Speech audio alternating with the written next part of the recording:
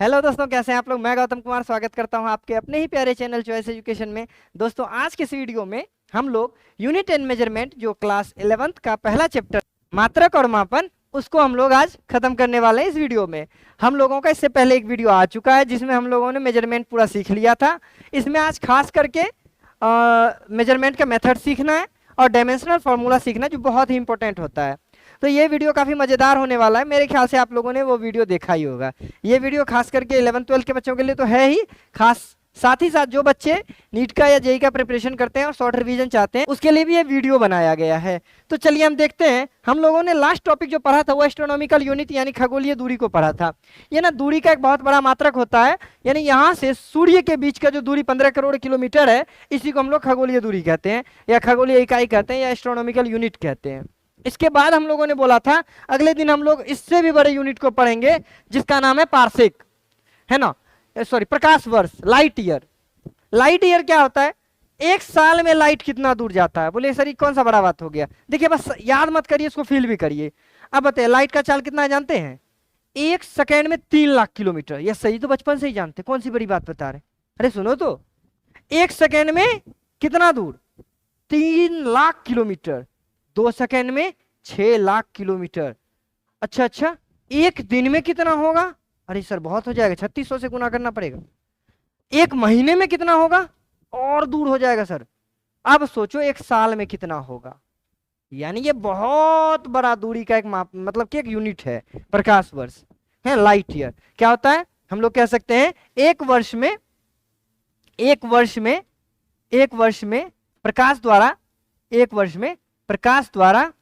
प्रकाश द्वारा तय दूरी, है ना। एक वर्ष में प्रकाश के द्वारा तय किया गया दूरी, distance travel in 1 year by light. अब सर ये होता कितना? कैलकुलेट करते हैं सर। ये तो बोल तो दिया बहुत ही आसानी से आप लोगों ने। देखिए हम लोग जानते हैं S = V × T होता है ना जी। बचपन में 9th क्लास में पढ़े होंगे। दूरी बराबर चाल गुना समय, है ना। Distance = speed into time. अच्छा देखो हमारे पास स्पीड भी दिले है। अभी बताइए लाइट का जो स्पीड होता है इसको हम लोग सी से डिनोट करते हैं, है ना। लाइट का जो स्पीड होता है उसको हम लोग सी से डिनोट करते हैं। सी का वैल्यू कितना होता है? 3 × 10⁸ मीटर पर सेकेंड। यस सर ये तो पता है। टाइम हमको पता है, टाइम कितना है? 1 ईयर है। अब 1 ईयर को हम लोग चूंकि ये मीटर पर सेकेंड में बदल लेंगे क्योंकि यूनिट एक ऐसा होना चाहिए। तो बस वैल्यू कैलकुलेट करते हैं। S = V का मान दे ले है 3 × 10⁸ अच्छा टाइम सर कितना? 1 साल ना है। 1 साल में हम लोग 365 दिन मानते हैं एवरेज में। अच्छा घंटा कितना होता है? एक दिन में 24 घंटा होता है। 1 घंटे में कितना सेकेंड होता है? 3600 सेकेंड होता है। अरे 1 मिनट में 7 सेकेंड, 1 घंटे में 7 में 3600 हो गया, 3600 सेकेंड होता है। अब इसको कैलकुलेट करिए आप। कैलकुलेट करिएगा, आएगा कितना जानते हैं?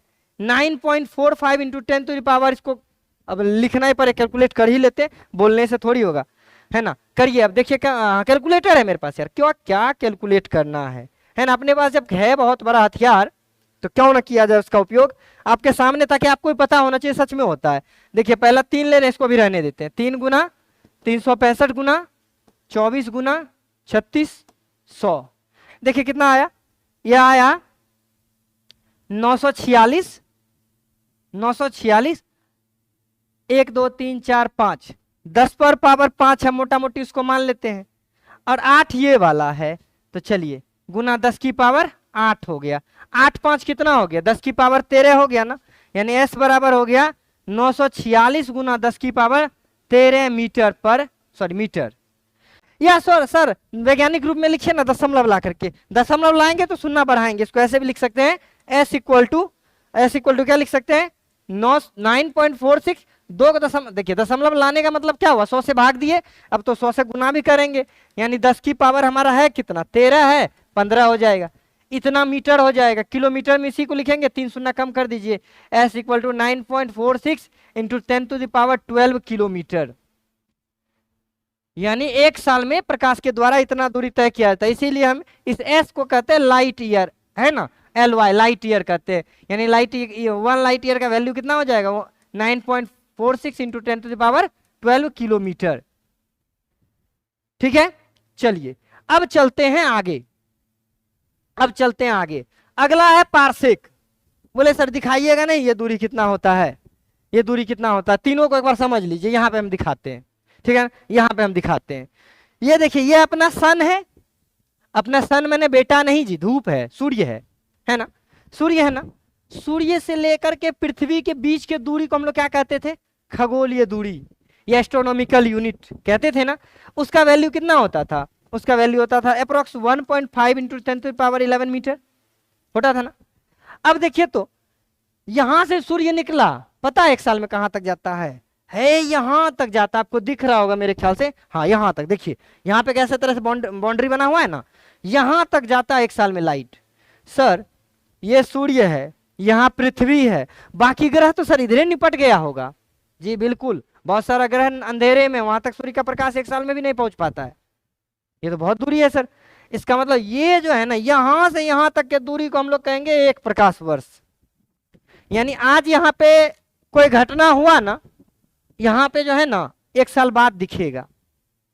सर इसका मतलब आपको चीज क्यों दिखाई देता है, ये मजेदार चीज सुनिए, आपको चीज क्यों दिखाई देता है, आपने कभी सोचा है? किसी लाइट सोर्स से लाइट किसी चीज पे आता है, उससे टकरा के आपके पास जाता है, तब तो आप दिखता है आपको, है ना। अब मान लीजिए आप टॉर्च मार रहे हैं, सामने कोई है ही नहीं तो दिखेगा नहीं, वही सामने में कुछ दे दीजिएगा, टॉर्च उस पे जाएगा, टकरा के आपके आंख पे आएगा, तो जाएगा आपके आंख पे आएगा तब तो।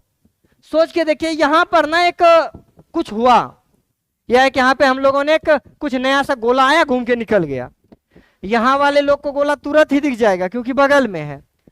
और ये जो गोला पे लाइट गया, गोला से टकरा के पृथ्वी पे आया, मान लीजिए यहाँ पे कुछ आता तो लाइट यहाँ से इस पे गया और ये टकरा के पृथ्वी पे आएगा, तब तो पृथ्वीवासियों को लाइट दिखेगा ना वो। अब सोच के देखिए उसी तरीके से पृथ्वी पर आने में लाइट को कितना समय लग जाता है, आप लोगों ने बचपन में याद रखा होगा 8 मिनट 18 सेकेंड। अब सोच के देखिए कि यहाँ जो घटना हुआ 8 मिनट बाद यहाँ दिखाई देगा, लेकिन यहाँ जो घटना हुआ है यहाँ पे यदि कोई होगा ना, उसको दिखेगा पता है कब, 1 साल बाद। सर ऐसे में तो अपना हम लोग भूतकाल देख सकते हैं, बिल्कुल देखा जा सकता है, हम लोग अपने पास्ट को देख सकते हैं।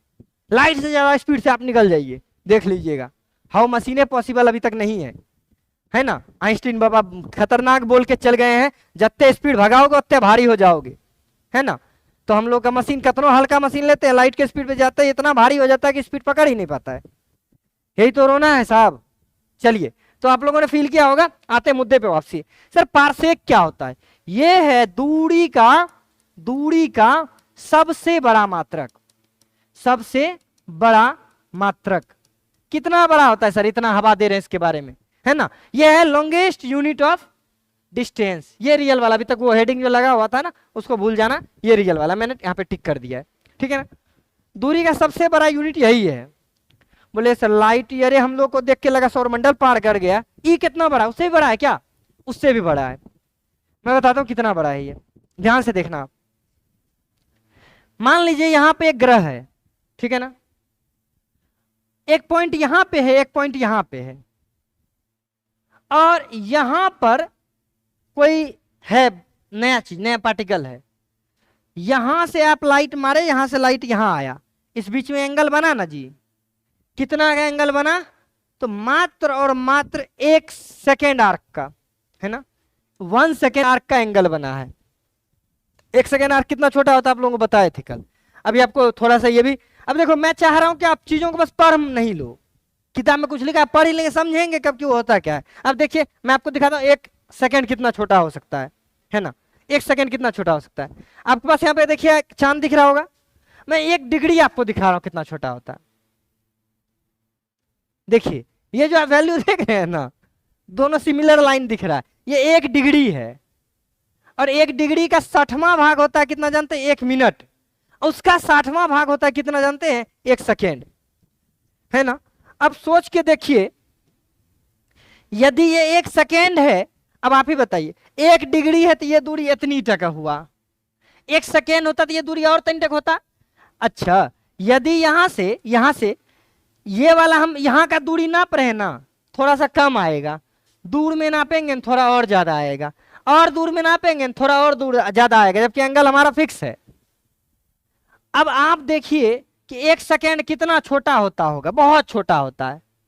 और आप क्या करिए इतना ना दूर चले जाइए, इतना ना दूर चले जाइए कि ये बढ़ते जाएगा बढ़ते जाएगा। यदि ये बढ़ते बढ़ते, ध्यान से देखिएगा, 1 AU के बराबर हो जाए तो ये वाला जो R है ना, यही इसका हो जाएगा दूरी।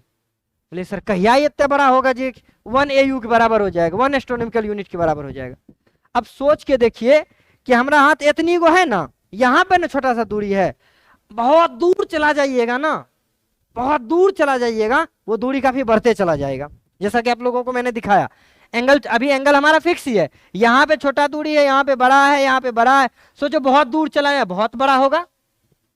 तो यहाँ पे वही हम कह रहे हैं कि यहाँ पे वही कह रहे हैं कि ये अपना पॉइंट है, ठीक है ना। इस पॉइंट से मान लीजिए 1 सेकेंड का दूरी है हमारा, सॉरी आर के रेडियन 1 सेकेंड डिग्री थीटा का मान, और ये दूरी हमारा हो जाए 1 सेकेंड में ही कितना जानते हैं, 1 सेकेंड में ही हो जाए 1 AU। तो यहां से लेके यहां तक का जो दूरी है ना, यही कहलाएगा आपका 1 पार्सेक। मेरे ख्याल से आप फील किए होंगे।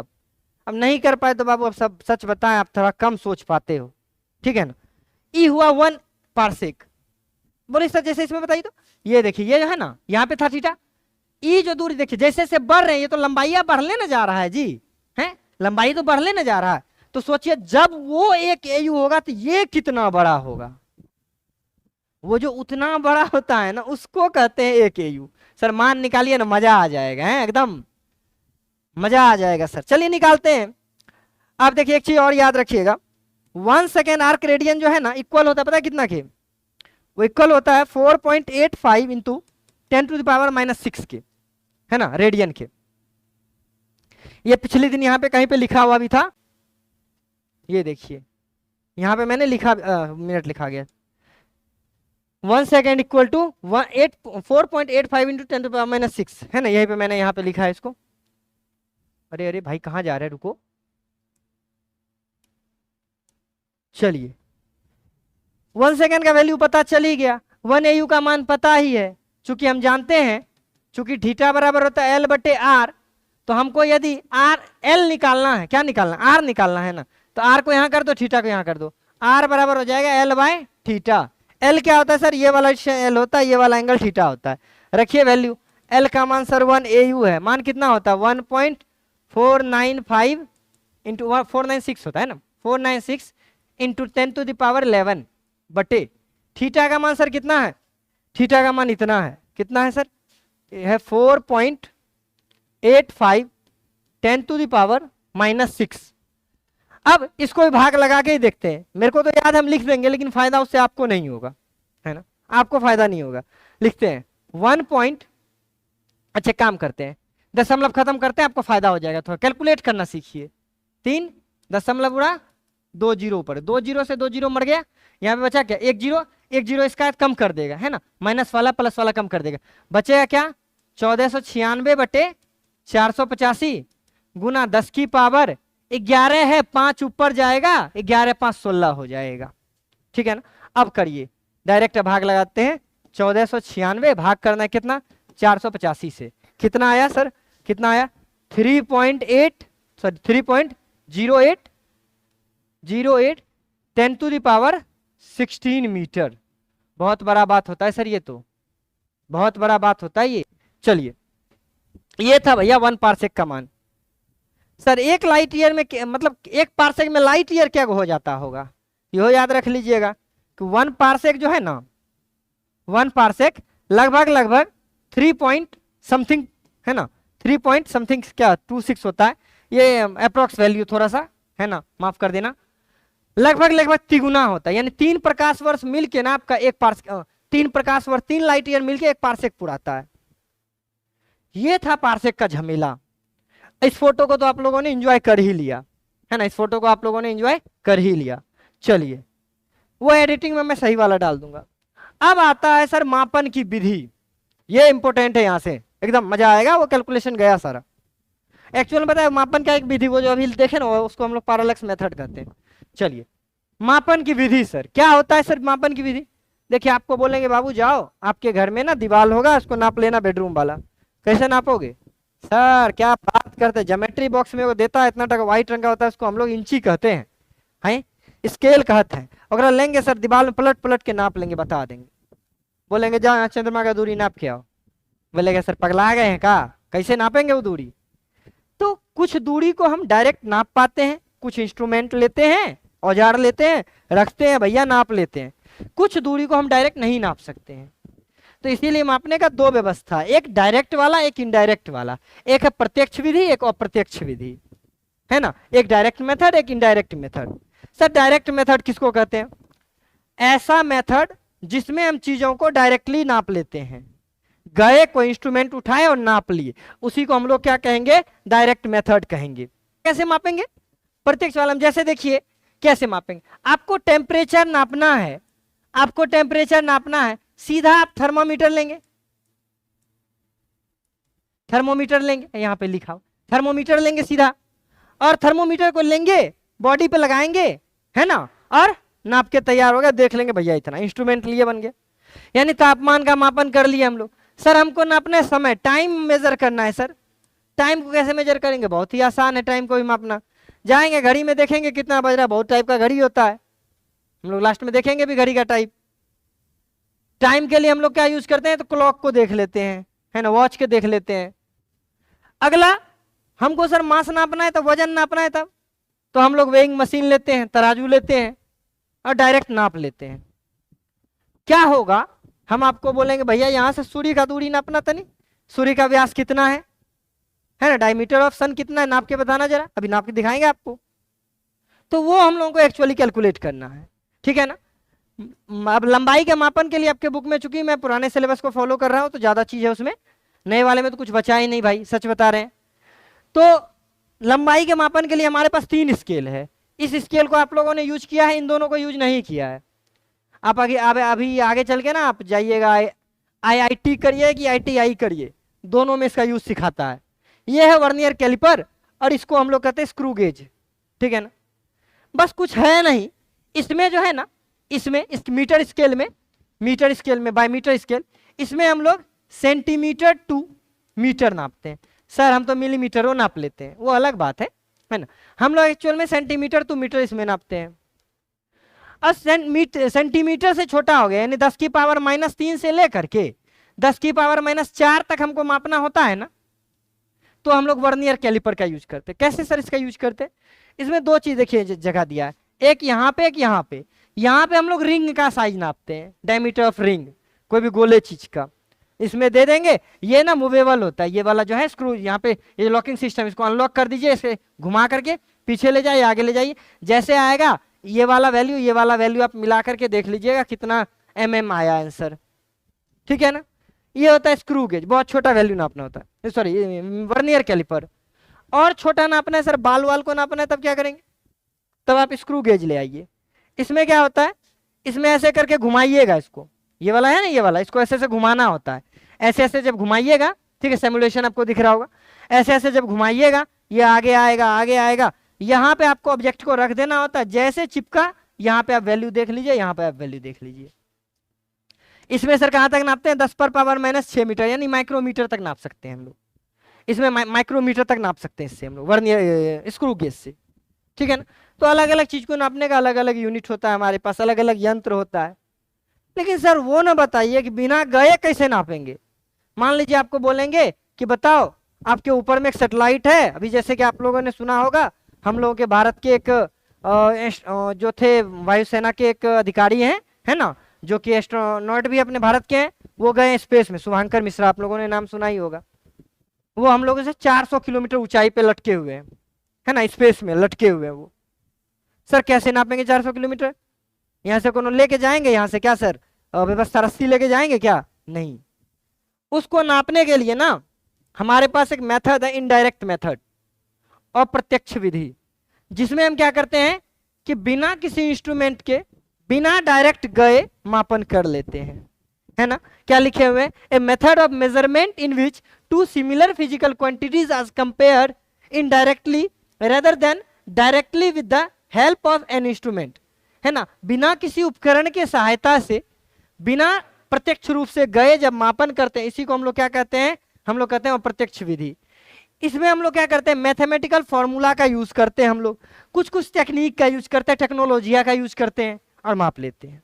कितनी विधियां हैं सर? आपके सिलेबस में 5 विधि है। पहला है इको मेथड, इसको हिंदी में कहते हैं प्रतिध्वनि विधि, प्रतिध्वनि विधि। दूसरा है रडार मेथड, इसको हिंदी में भी रडार ही बोला जाता है, ठीक है ना। तीसरा है हम लोगों के पास सोनार विधि, इसको हिंदी में भी सोनार विधि ही कहा जाता है। चौथा है लेजर विधि, इसको हिंदी में भी लेजर विधि ही कहते हैं। पांचवा है पैरालक्स विधि, इसको हम लोग हिंदी में कहते हैं लंबन विधि, है ना। इन 5 विधि को आपको सीखना है। ये पांचों विधि सीख गए, बहुत फायदा भी, मजा भी आएगा इसमें। आप वो देखते होंगे अभी युद्ध के सिचुएशन को भी तो आप लोगों ने भी देख ही लिया। वो मिसाइल आता, हम लोग का यहाँ से ऐसे रडार घूमता है, जैसे पड़ा ढक से मारता उड़ाता हवे में ही। जैसे इंडिया के पास S-400 है, इजराइल के पास आयरन ड्रोम है ना।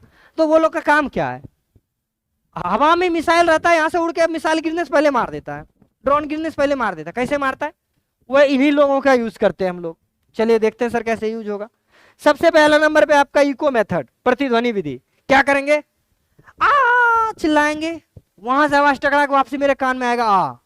जैसे आप लोगों ने फिल्म में देखा होगा, पहाड़ के सामने जाते हैं, अपने एकदम माशुका का नाम चिल्लाया जाता है, फलन माँ फलन माँ फलन माँ, उधर से फलनिया फलनिया फलनिया, सुने होंगे ना। वही है इको विधि सर। वो तब वो जाके अपने प्रेमिका को नहीं बुलाता है, वो जाकर के जो वो क्या कहते हैं लंबाई नापता है सर। अरे हाँ, वो लंबाई नापता है। हम फिजिक्स वालों के लिए वो लंबाई नापता है, वो अपने फलनिया को नहीं बुलाता है। तो ये वाला जो विधा क्या है, यहाँ पे थपड़ी बजाया, थपड़ी का आवाज गया है ना, यहाँ पे गया आवाज, टकरा के वापसी इसके पास आए। तो ऐसा मेथड मेजरमेंट का जिसमें हम साउंड के हेल्प से, टेक्नोलॉजिया साउंड के हेल्प से डिस्टेंस को मेजर करते हैं, दूरी को मापते हैं, उसी को हम लोग कहते हैं प्रतिध्वनि या इको विधि, ठीक है ना। लिखे हुए भी हैं। यह मापन की अप्रत्यक्ष विधि है जिसमें ध्वनि का उपयोग करके बिना दूसरे स्थान तक जाए वहां की दूरी मापी जा सकती है। इसमें जैसे ध्वनि उत्पन्न किया जाता है, सामने वाले अवरोध से टकरा करके वापसी प्रतिध्वनि आता है, और चाल दूरी के सूत्र से हम लोग बीच का अभी निकालते हैं। कैसे निकले वो इंग्लिश में लिखे हुए हैं। In this is an indirect method of measurement in which, मेरे ख्याल से जाके पढ़ते रहिएगा आप लोग, इसको छोड़िए ना, आप खुद से नहीं लिख सकते क्या। मेजरमेंट का ऐसा मेथड जिसमें हम हल्ला करते हैं, आवाज रिटर्न होके आता है, भैया कैलकुलेशन करते हैं, आंसर आता है खटाखट। सर कैसे करेंगे कैलकुलेशन? जैसे यहाँ पे देखिए, यहाँ पे देखिए, चमगादड़ भी ऐसे ही पकड़ती है। चमगादड़ जानते हैं आप, देखिए उसको ना रात में दिखाई देता है, ऐसा लोग कहते हैं, उसको दिखाई ही नहीं देता एक्चुअली, रात में देखती नहीं है चमगादड़, रात में वो चिल्लाती है ना, बहुत जोर से चिल्लाती है, इतना ज्यादा जोर चिल्लाती है कि हमारा कान वो सुन नहीं सकता है। हम लोग का आपको पता होगा ना, ये जो रेंज ऑफ ऑडियो है वो कितना है, ऑडिबल रेंज हम लोग का 20 हर्ट्ज से 20,000 हर्ट्ज। वो चिल्लाती है 1,30,000 हर्ट्ज से, कहाँ से सुनेंगे भैया, है ना। इसीलिए ये लोग क्या करते, चिल्लाते हैं, जाता है सामने में टकरा के आ जाता है, वो रास्ता बदल लेता है। कभी कभी आप देखिए यहाँ तक आके घूम जाता है, एकदम बोलने आता है गिली गिली गिली गिली, आई भागे भाई, ऐसे कर लेता है, ऐसे चलता है। इसी तरीके से ब्लू व्हेल सब पानी में बहुत दूर दूर तक अपना कम्युनिकेशन कर लेता है, मछलियों को पकड़ लेता है ना। ब्लू व्हेल सब एक महासागर से दूसरे महासागर अपने दूसरे दोस्त से बात कर लेता है। टेक्नोलॉजी है उन लोगों के पास, इको मेथड वाला, हम लोग के पास नहीं है वो। चले कैसे कैलकुलेट करेंगे सर? कैलकुलेशन बहुत ही आसान है। यहाँ पे मान लीजिए हमारे पास एक सोर्स ऑफ साउंड है, ध्वनि का ना एक स्रोत है। मान लीजिए यहां से x दूरी पर कोई दीवार है, ठीक है ना। यहां से साउंड गया और वापसी आया, मान लीजिए जाने आने में t समय लगा, जाने आने में t समय लगा है। तो हमको तो पता ही है ना सर कि सर दूरी बराबर क्या होता है, फॉर्मूला दूरी बराबर होता है चाल गुना समय, चाल गुना समय, यानी distance equal to speed into time. अच्छा बताओ डिस्टेंस कितना हुआ, गया और आया, गया भी x आया भी x। चाल कितना होता है ध्वनि का, मान लेते हैं v वेग से चल रहा था, है ना, v वेग से चल रहा था इधर ऐसे करके, v ऐसे लिखते हैं क्योंकि दूसरे दिन हम लोगों ने t का मतलब समय, समय तो t ले लेंगे। x कितना हो गया sir, 2x equal to vt हो गया। सर x का वैल्यू निकालना हो क्या करेंगे, vt/2 कर देंगे, इतने आसानी से निकल जाएगा। सर एक सवाल बनाइए ना, तब ना समझेंगे आप। मान लीजिए यहाँ पे एक बच्चा है ना, यहाँ पे एक बच्चा है, ये चिल्लाया यहाँ से, है ना, ये चिल्लाया बहुत जोर से, और यहाँ से इसका आवाज गया, बहुत दूर तक गया, और आवाज गया और रिटर्न होके आया एक या मान लीजिए 5 सेकेंड में, ये 5 सेकेंड में, 5 सेकेंड तो बहुत ज्यादा होता है, 4 सेकेंड में मान लीजिए इसको आवाज सुनाई दिया रिटर्न। और आपको पता है हवा में ध्वनि का चाल कितना है, हवा में साउंड का जो स्पीड है एयर में कितना है, v इक्वल टू होता है 330 मीटर पर सेकेंड। एवरेज वाला लेते हैं, बुक में 346 350 अलग अलग रहता है, एवरेज में 330 लिखा जाता है।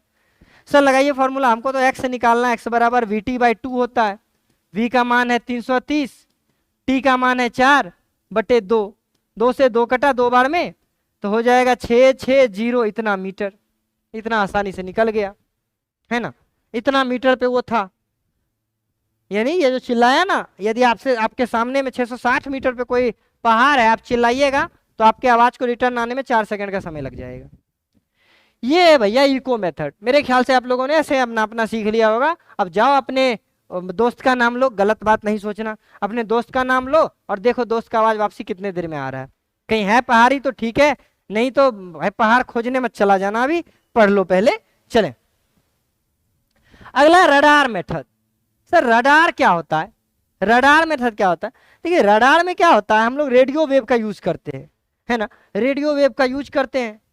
रेडियो वेव भी क्या है, आप लोगों ने 10वां क्लास में पढ़ा होगा कि प्रकाश जो है ना, एक हमारा जो ये जो प्रकाश है कैसा, एक इलेक्ट्रोमैग्नेटिक वेव है, विद्युत चुंबकीय तरंग है, उसी में एक रेडियो वेव भी आता है। यानी इसका भी चाल प्रकाश के चाल के ही इतना बराबर है। होता क्या है, यहां से ना एक रेडियो वेव निकलते रहता है ना, रेडियो ये जो है हमारा ये जो गोल सा छतरी है, रेडियो वेव निकलते रहता है, निकलते रहता है, निकलते, मान लीजिए मतलब सामने में एक एरोप्लेन था, अब जैसे वहां से टकराएगा वो रिटर्न होके वहां पे इसके रिसीवर को मिलेगा। अब रिसीवर जैसे रिसीव करेगा तुरंत कैलकुलेट कर, इतना दूरी में खटाक से मारेगा, मिसाइल उड़ा देगा। सर सभी उड़ाइए देते नहीं रे, अबे बात अभी बहुत बड़ा चीज होता है, बड़े लेवल पे होता है, वो ऐसे उड़ा थोड़े देंगे सब। तो हम कैलकुलेट करना पता है, कैलकुलेट दूरी कैसे कैलकुलेट किया था। सर इसमें भी तो वही फॉर्मूला लगेगा, बिल्कुल वही फॉर्मूला लगेगा, कोई बड़ा फॉर्मूला नहीं है, वही लिखे हुए हैं। रेडियो तरंग का उपयोग के द्वारा वस्तुओं का पता लगाने, उसका दूरी, दिशा, गति का अनुमान लगाने के लिए इसका यूज किया जाता है। रडार से ट्रांसमिट ऑडियो को तरंग के रूप में भेजा जाता है, वो किसी से टकरा करके वापस आता है और फिर हम उसको कैलकुलेट करते हैं, ठीक है। और एक बात और आप यहाँ पे देखिए, मैंने लिख रखा है आपके लिए, आप इस फुल फॉर्म को जरूर लिख दीजिएगा। रडार का फुल फॉर्म होता है रेडियो डिटेक्शन एंड रेंगिंग, ठीक है ना। उसी तरीके सोनार का होता है साउंड नेविगेशन एंड रेंगिंग, और लेजर का होता है light amplification by simulated emission of radiation. ये आपको ऑब्जेक्टिव के तौर पे कहीं कहीं दिखने के लिए मिलेगा, आगे जनरल कंपटीशन में भी बहुत फायदा आपको होता है इस चीज से। चले आगे चले क्या सर, कैसे कैलकुलेट करेंगे? तो पहले आप यूज देखिए इसका, कहाँ का यूज होता है। आप लोग यहाँ पे देख रहे होंगे, ये सब देखते होंगे है ना, टीवी सिग्नल या बड़े बड़े सिग्नल के लिए यूज में लिया जाता है। ये देखते होंगे हम लोगों का जो बड़ा बड़ा सा और क्या कहते हैं सेना का टैंक वगैरह होता है, कुछ टैंक के ऊपर आप देखते हैं S-400 में भी दो बड़ा बड़ा सा लगा, ऐसे घूमते रहता है, वो चारों बगल रेडियो सिग्नल फेंकते रहता है। कहीं तो टकराए भाई, कहीं तो कोपचा में धड़ाओ तुम, तुरंत यहाँ से मिसाइल लॉन्च कर देंगे, है ना। इसका हम लोग सुरक्षा विभाग में यूज करते हैं, एयर डिफेंस में, मिसाइल कंट्रोल में हम लोग इसका यूज करते हैं। यहाँ पे देखिए लगा हुआ है, गोल गोल छतरी सा लगा हुआ है, ठीक है ना।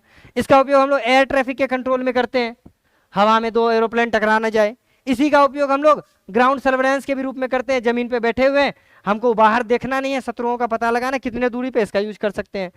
हम लोग नेविगेशनल बेस्ड रडार का यूज भी करते हैं, जमीन वमीन का भी बहुत जगह कैलकुलेशन के लिए करते हैं। इन सब जगहों पे रडार का यूज किया जाता है।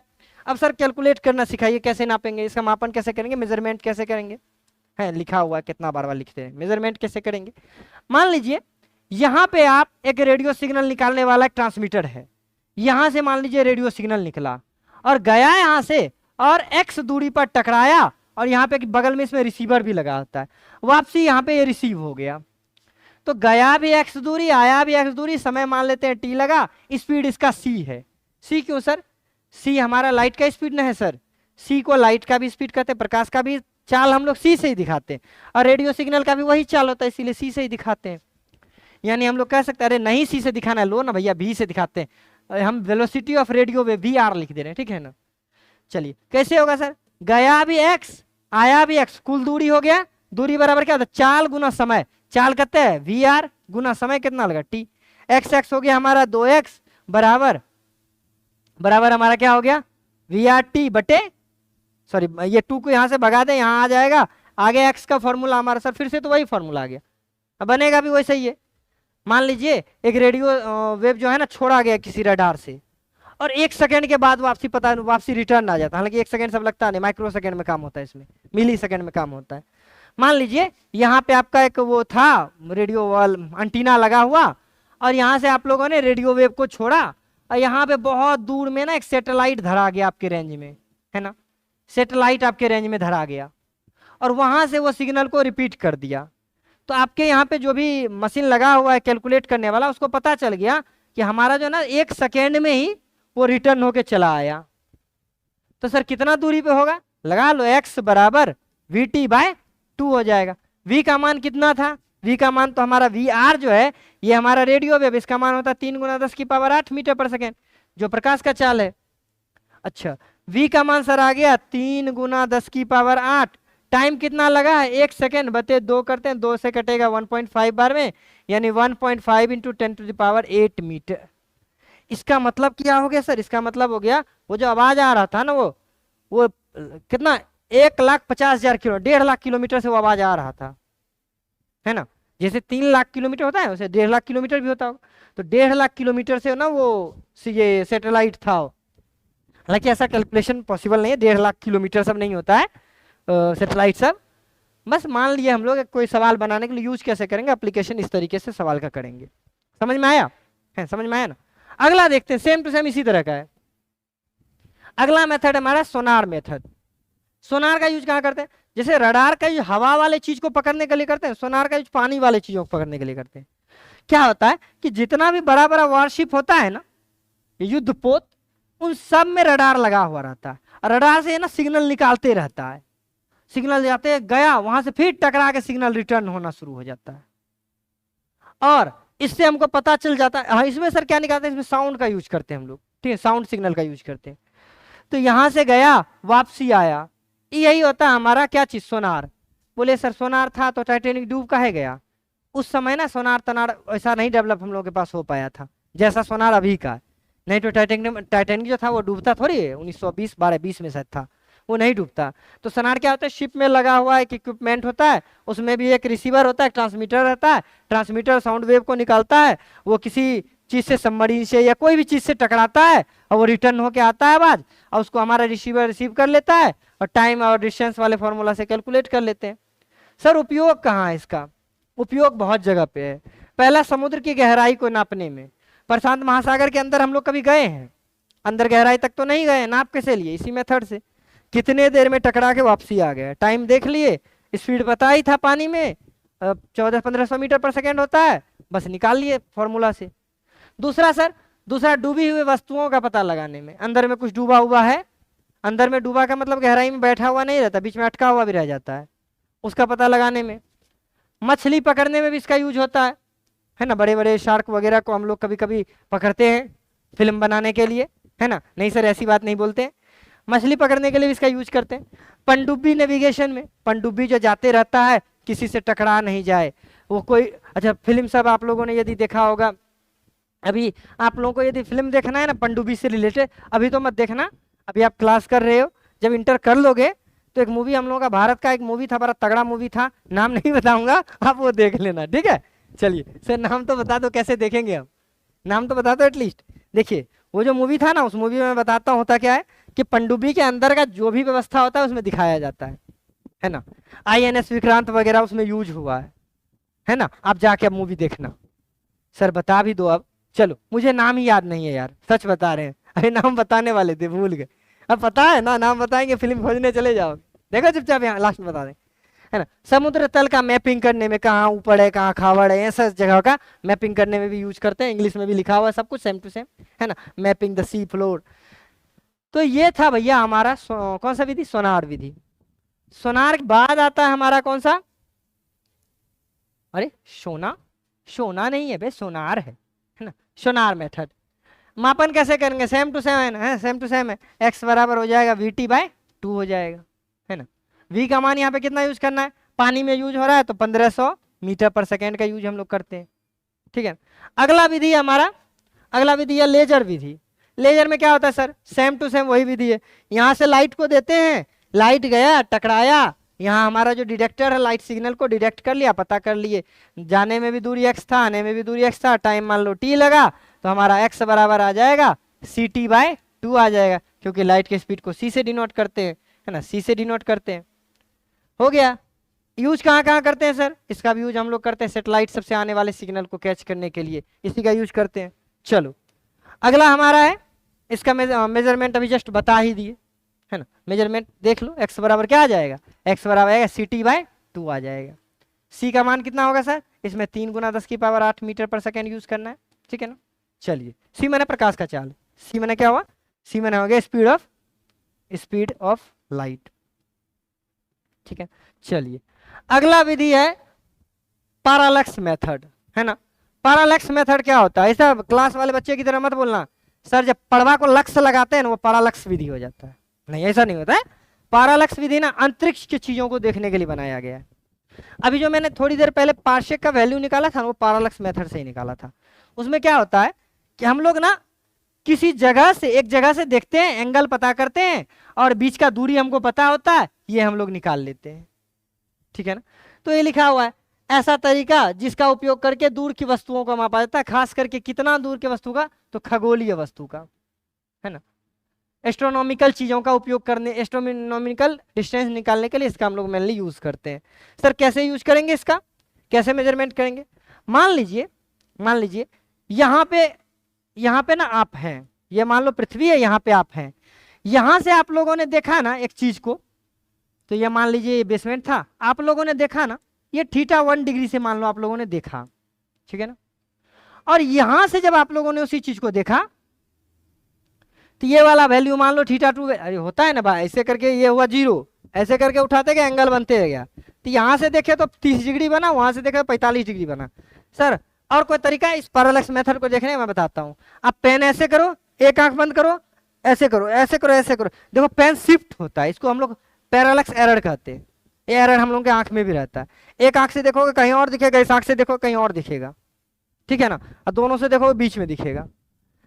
तो यही करते हैं हम लोग, यहां से देखे θ1 पता चला, यहां से देखे θ। अब चूंकि यदि इसके बीच का डिस्टेंस हमको पता है, मान लीजिए यहाँ का डिस्टेंस हमको पता है ये d है, ठीक है, या डायमीटर का कैपिटल D ले लेते हैं, और हमको किसी तरीके से ये एंगल पता चल जाती, ये वाला दूरी नहीं पता चला लेंगे। सर एंगल तो पता चल गया, कैसे सर? है देखिए, अब ये वाला हमारा θ1 है तो ये होगा θ1, ये θ2 है तो ये होगा θ2, यानी कुल मिला के जो एंगल हो गया कितना हो गया, θ1 + θ2 के बराबर हो गया, ठीक है। इसको हम लोग मान लेते हैं कैपिटल, है ना, इसको मान लेते हैं बरकाता का थीटा है, थीटा मैंने एंगल को दिखाने का एक तरीका, ठीक है। अब हमको पता है ये सर यहाँ d का मान, तो पृथ्वी पर 2 बिंदु का जगह का तो डिस्टेंस नाप सकते हैं अपने से, और ये एंगल हम लोग देख लेंगे कितना हुआ। अब लगाओ फॉर्मूला, चूंकि हम लोगों का फॉर्मूला होता है θ बराबर L/r होता है, L के जगह पे हम लोगों ने d रखा है, तो θ बराबर हो जाएगा d/r, d/r। और इस तरीके से हम लोग r को निकालना होगा, तो r बराबर क्या कर देंगे, यहां कर देंगे, इसको d/θ कर देंगे। ये तरीका पैरालैक्स मेथड। अब पैरालैक्स मेथड पे एक सवाल आपके बुक में दिया हुआ एग्जांपल करके, उसको देख लेते हैं क्या बनता है, तो फिर इसके आगे हम लोग देखते हैं। अरे एक दिया हुआ है, इसको हम पहले देख लेते हैं और फिर हम इससे आगे चलते हैं। शायद ये है, हाँ देखो ये रहा आपके सामने सवाल, क्वेश्चन आपके सामने दिख रहा है, हाँ दिख रहा है।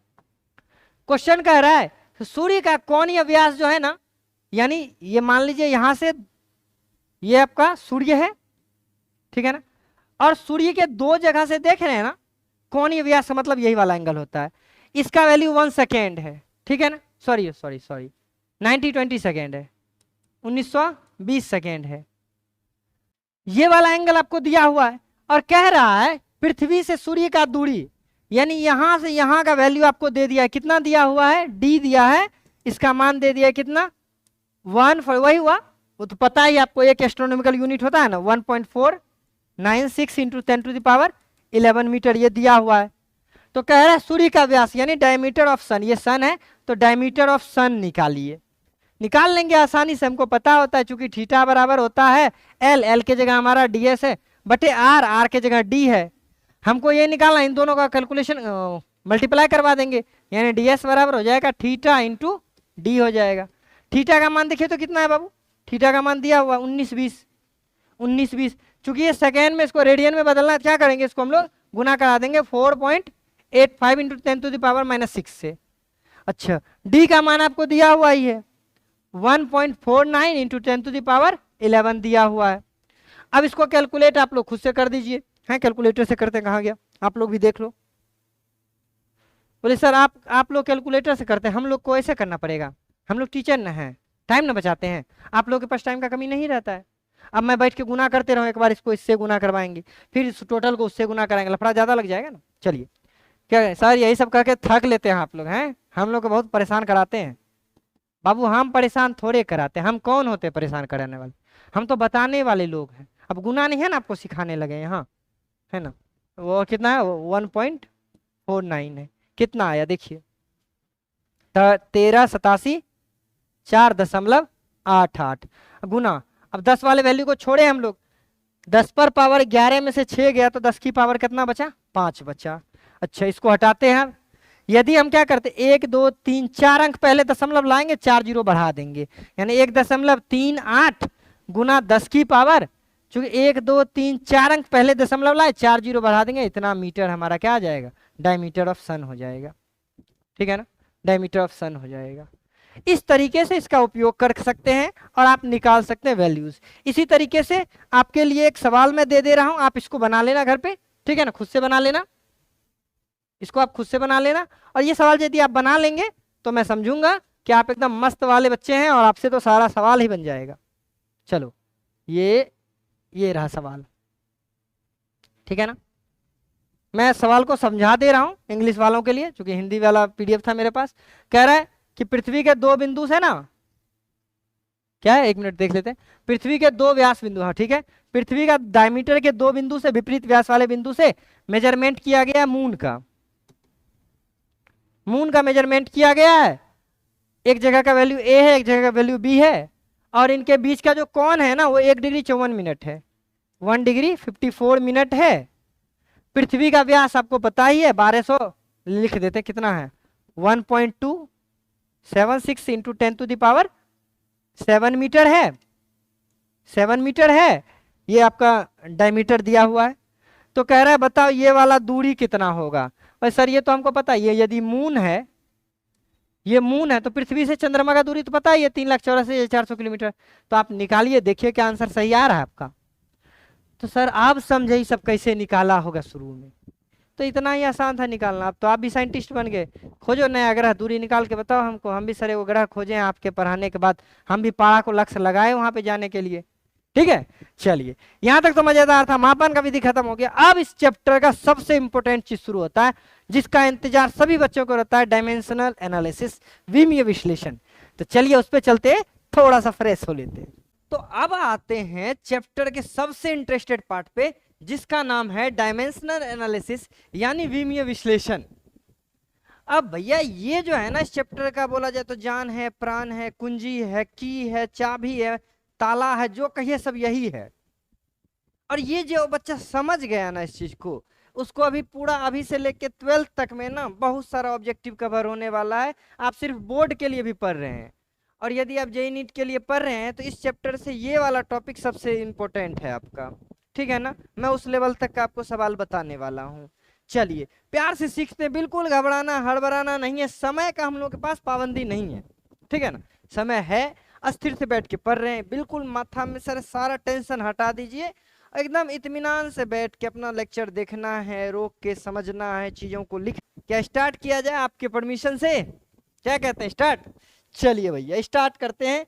सबसे पहले तो समझिए कि डायमेंशन एनालिसिस में हम लोगों को 4 चीज पढ़ना पड़ता है, एक ही ऐसा वर्ड है। पहला होता है हमारा डायमेंशनल एनालिसिस यानी विमीय विश्लेषण। दूसरा होता है डायमेंशनल फॉर्मूला यानी विमीय सूत्र। तीसरा होता है डायमेंशन अर्थात विमा।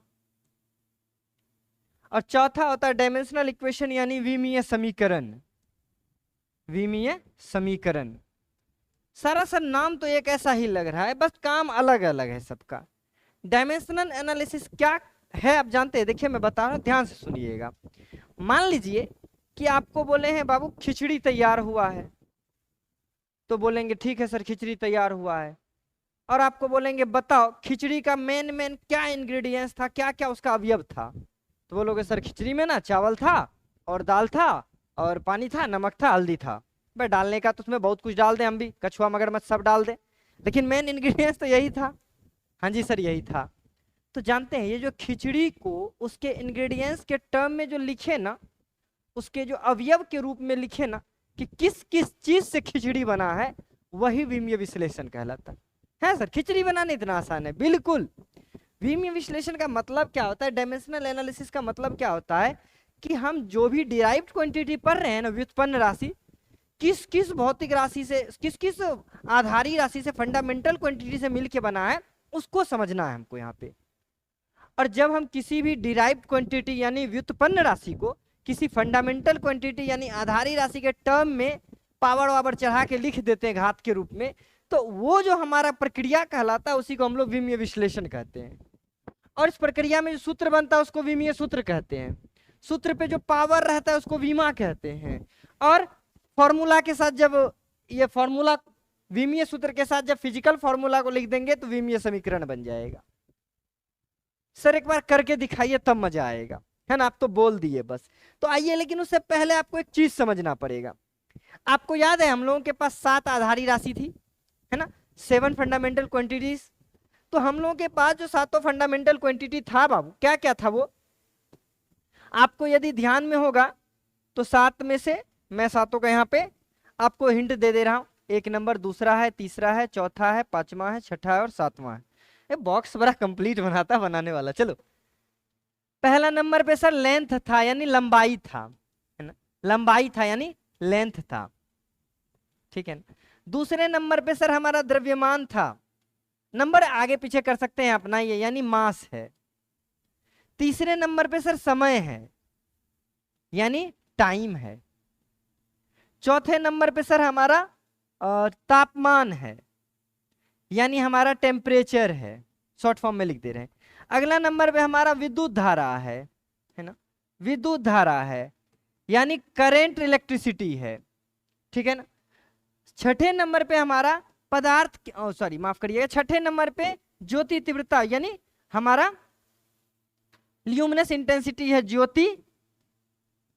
ज्योति तीव्रता है, तीव्रता है यानी ल्यूमिनस इंटेंसिटी है। वहां पे लिखा हुआ है सब कुछ, एक ही चीज कितना लिखते हैं। 5वां नंबर पे पदार्थ की मात्रा है, पदार्थ की, 7वां नंबर पे है ना, पदार्थ की मात्रा है जिसको हम लोग अमाउंट ऑफ सब्सटेंस कहते हैं, एएस लिख दे रहे हैं, ठीक है ना। चलिए, अब इसका हम लोगों ने वहां पे एसआई यूनिट देखा था, और आपको याद है हम बोले थे इसका एक और चीज देखना है, वीमा यानी डायमेंशन देखना है, डायमेंशन देखना है। सर क्या होता है वीमा? तो लंबाई जब भी लिखेंगे इसके लिए कैपिटल एल का यूज करेंगे इसके वीमा को लिखने के लिए। द्रव्यमान जब भी लिखेंगे, ये विमीय संकेत ऐसा कह सकते हैं, विमीय है ना, विमीय संकेत, डायमेंशनल सिंबल है ये, अच्छा से लिखा जाए नहीं तो भाई विमीय संकेत है ये, है ना, डायमेंशनल सिंबल है ये। लंबाई के लिए एल लिखेंगे, द्रव्यमान के लिए हम लोग क्या लिखेंगे, मास लिखेंगे, एम लिखेंगे, टाइम का कैपिटल टी लिखेंगे, टेम्परेचर का टी नहीं लिखना है, केल्विन लिखना है, के लिखना है। विद्युत धारा का हम लोग एम्पियर लिखेंगे, ए, या बहुत जगह पे आई भी लिख दिया जाता है। ज्योति तीव्रता का हम लोग सीडी ही लिखेंगे, और पदार्थ की मात्रा का हम लोग छोटी मोल ही लिखेंगे। कहाँ लिखेंगे सर? जहां पे इसका एप्लीकेशन करेंगे। एसआई यूनिट तो आपको पता ही होगा, है ना, एसआई यूनिट तो हम लोग को पता है। एसआई यूनिट लेंथ है तो मीटर स्क्वायर होगा, मास है तो केजी होगा, टाइम है तो सेकेंड होगा, केल्विन है तो केल्विन ही होगा, ये तो वही रह जाएगा, एम्पियर का एम्पियर ही होगा, कैंडिला का कैंडिले होगा, मोल का मोल ही होगा। ये वाला जो चीज है ना, आपको मीटर सब नहीं लिखना है, आपको इस फॉर्म में बदलना है। कैसे बदलेंगे सर, कैसे बदलेंगे? तो बदलने से पहले जो अभी हम लोगों ने पढ़ा उसके बारे में यहाँ पे लिखा हुआ है, आप समझिए इस चीजों को। क्या है हमारा विमीय विश्लेषण यानी डायमेंशनल एनालिसिस का मतलब क्या होता है कि किसी भी व्युत्पन्न राशि को उसके आधारी राशि के रूप में लिखने के लिए मूल राशि जो है ना उसका, एक मिनट कलर चेंज कर लेते हैं, जो उसका मूल राशि है ना यानी आधारी राशि जो है उसके पद पर घात चढ़ाते हैं और इसी प्रक्रिया को विमीय विश्लेषण कहते हैं। क्या लिखा हुआ है, to write derived quantity in the terms of its fundamental quantity we raise the original term to the power, this process is called dimensional analysis। तो हम लोगों को ना क्या करना है, अब किसी भी भौतिक राशि आधारी राशि के ऊपर में किसी भी आधारी राशि के ऊपर में घात जैसे चढ़ाएंगे वो विमीय रूप में बदला जाएगा। सर बोल तो बहुत रहे, समझ में कछु नहीं आ रहा है, अभी आएगा। देखो मान लीजिए हमारे पास एक फॉर्मूला है फोर्स का, है ना। फोर्स इक्वल टू क्या होता है सर, मास इंटू एक्सेलरेशन होता है सर, मास इंटू एक्सेलरेशन होता है, यानी बल बराबर ना सर, बल बराबर द्रव्यमान गुना त्वरण होता है, द्रव्यमान गुना त्वरण होता है मान लीजिए। और त्वरण का द्रव्यमान का हमारा फॉर्मूला पता है क्या होता है, एसआई यूनिट में केजी होता है, पर का सिंबल है यानी बटे सॉरी इनटू है, इनटू है। चलिए त्वरण का क्या होता है, मीटर पर सेकेंड स्क्वायर होता है। ध्यान से देखना, मैं बहुत ही स्लो समझा रहा हूं मुझे पता है, लेकिन आपको इसका बहुत जरूरी है। मैं इतने हाई लेवल पे जाऊंगा आप भी कहोगे कि क्या सर गए हैं आप, है ना। ये सवाल तो मैंने अभी तक कहीं देखा भी नहीं था, इतना लेवल का सवाल मैं लेके आया हूं आपके लिए, ठीक है ना। अब अभी जस्ट मैंने बताया बाबू, जहां भी केजी होगा ना उसके बदले में कैपिटल एम लिखना है। केजी मतलब मास का, मीटर मतलब लेंथ का, सेकेंड मतलब टाइम का। जहां भी एस होगा टी लिख देना, केजी होगा एल लिख देना, मीटर होगा आपको एल लिख देना है। अरे यहां मीटर स्क्वायर लिख दिए हैं, क्या गड़बड़ हो गया है? मीटर होगा ना। चलिए तो हमारे केजी के लिए यदि इसी में हम डायमेंशनल फॉर्मूला लिखना चाहेंगे, हम डायमेंशनल फॉर्मूला केजी के लिए क्या लिखेंगे, एम लिखेंगे। इसके लिए क्या लिखेंगे, एल लिखेंगे, क्योंकि मीटर है तो मीटर को लेंथ में। समय के लिए टी लिखेंगे, नीचे में है तो ऊपर जाएगा तो -2 हो जाएगा। और जानते हैं ये जो प्रोसेस हुआ ना, इसी प्रोसेस को हम लोग विमीय विश्लेषण कहेंगे। सर इतना आसान था, इसके लिए परेशान थे? ये तो बच्चा वाला चीज है, समझो तो चच्चा वाला चीज है भैया, ये बच्चा वाला चीज नहीं है, ये चच्चा वाला चीज है। तो देखते हैं कि ये बच्चा कब बनेगा चच्चा। चलिए अगला डायमेंशनल फॉर्मूला यानी विमीय सूत्र। विमीय सूत्र सर वो सूत्र क्या होता है, अभी जो हम लोगों ने निकाला ना बाबू एफ का, क्या क्या हम लोगों ने निकाला, एम एल टी पर पावर -2। अब इसको और जीरो से देखने वाले, चिंता मत करो, जिसको ये भी समझना है मैं और जीरो पे जाऊंगा। तो ये जो लिखे ना हमारे पास बाबू, ये वाला जो ब्रैकेट में बंद चीज है ना, इसी को हम लोग कहते हैं पता है क्या, इसी को कहते हैं हम लोग डायमेंशनल फॉर्मूला। हम डीएफ लिखा करेंगे हमेशा आज से, डायमेंशनल फॉर्मूला। अच्छा सर यही लिखा हुआ है यहाँ क्या, बिल्कुल यही लिखा हुआ है कि dimensional formula to write a derived quantity, है ना, dimensional formula to write a derived quantity in the term of इस fundamental quantity we raise the fundamental quantity to the power the formula obtain from this. इस process से जो formula obtain हुआ निकला है उसी को क्या कहते हैं, डायमेंशनल फॉर्मूला कहते हैं। हिंदी में भी लिखा है विमीय सूत्र के, विमीय सूत्र क्या होता है, यहाँ पे बिंदी देते हैं। विमीय सूत्र क्या होता है, किसी व्युत्पन्न राशि को उसके मूलभूत राशि के पद में लिखने के लिए मूलभूत राशि पे जो घात चढ़ाते हैं, इसी प्रक्रिया से जो सूत्र प्राप्त होता है ना भैया, इसी को हम लोग विमीय सूत्र कहते हैं, डायमेंशनल फॉर्मूला कहते हैं। तो सर ये वाला डायमेंशनल फॉर्मूला हो गया जी हाँ। अभी के बाद सारा डायमेंशनल फॉर्मूला निकालना है, बहुत ही स्लोली चलेंगे।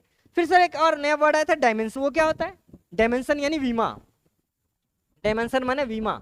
विमा क्या होता है, ये जो हम लोगों ने लिखा था ना एम एल टी पर पावर -2, तो ये जो पावर है ना, इस पे कुछ पावर नहीं है तो एक है, इस पे कुछ पावर नहीं है तो एक है, यानी बोलेंगे ना मास की विमा क्या होगी, है ना, मास की विमा, या ऐसे हम लोग इंग्लिश में भी लिख सकते हैं इसको, dimension of mass. Dimension of mass ये कितना होगा सर, तो 1 होगा, यानी मास का विमा 1 होगा। आप समझे, वो जो पावर चढ़ाते हैं उसी पावर को विमा कहते हैं, डायमेंशन कहते हैं। किसका, जिस पर वो पावर है। अच्छा इसी तरीके से लंबाई की विमा, लंबाई की विमा क्या होगी सर, बताओ तो आप क्या होगा, जब देखो आपके मन में आ रहा है 1 होगा। अच्छा टाइम का क्या हो जाएगा, टाइम का विमा क्या हो जाएगा सर, -2 हो जाएगा। तो ये जो प्रोसेस है ना बाबू, इसी प्रोसेस को हम लोग डायमेंशनल एनालिसिस कहते हैं। ये जो पवड़वा लिखल है इसके ऊपर, उसी को हम लोग डायमेंशन कहते हैं। और ये जो फॉर्मूला हमारे पास आया है ML2T-2, इसको हम लोग डायमेंशनल फॉर्मूला कहते हैं। इसको हमेशा बड़ी ब्रैकेट में लिखते हैं, ठीक। और इस डायमेंशनल फॉर्मूला के साथ इसके फिजिकल क्वांटिटी को यदि इक्वल साइन के साथ लिख देते हैं तो यही बन जाता है डायमेंशनल इक्वेशन। क्या मतलब सर? मतलब ये जैसे हमारा F बना हुआ है MLT-2 के होल ब्रैकेट से, तो ये जो इक्वेशन हुआ ना, this equation is called dimensional equation. यही वाला इक्वेशन विमीय इक्वेशन हुआ, विमीय समीकरण हुआ। हिंदी में इसको कहेंगे विमीय समीकरण। किसको कहेंगे विमीय समीकरण? तो विमीय सूत्र को भौतिक फॉर्मूला यानी फिजिकल फॉर्मूला के साथ लिखते हैं ना, तो उससे एक समीकरण प्राप्त होता हुआ ना, इतना बराबर इतना, LHS बराबर आचे, एक इक्वेशन आया ना बाबू। इसी इक्वेशन को हम लोग क्या कहते हैं जानत हो? विमीय समीकरण कहते हैं। सर ये तो समझ में आ गया, लेकिन बनाने वाला बात बताइए। ये सब तो लिखने वाली बात है, एग्जाम में लिख देंगे, बहुत अच्छे से समझा दिया आपने, हमें समझ भी आ गया। अब सर लिखने वाली बात तो आपको बताना पड़ेगा, तो चलिए वहां चलते हैं। बिल्कुल आहिस्ता आहिस्ता हमारे पास है एग्जाम्पल, और मैं देखो कितना जीरो से चलता हूं, बिल्कुल मजा आ जाएगा यार। देखो सबसे पहला नंबर पे हम लोग लेते हैं, पता है क्या? आपको वो वाला बस फंडामेंटल वाला आधारी वाला याद रखना है।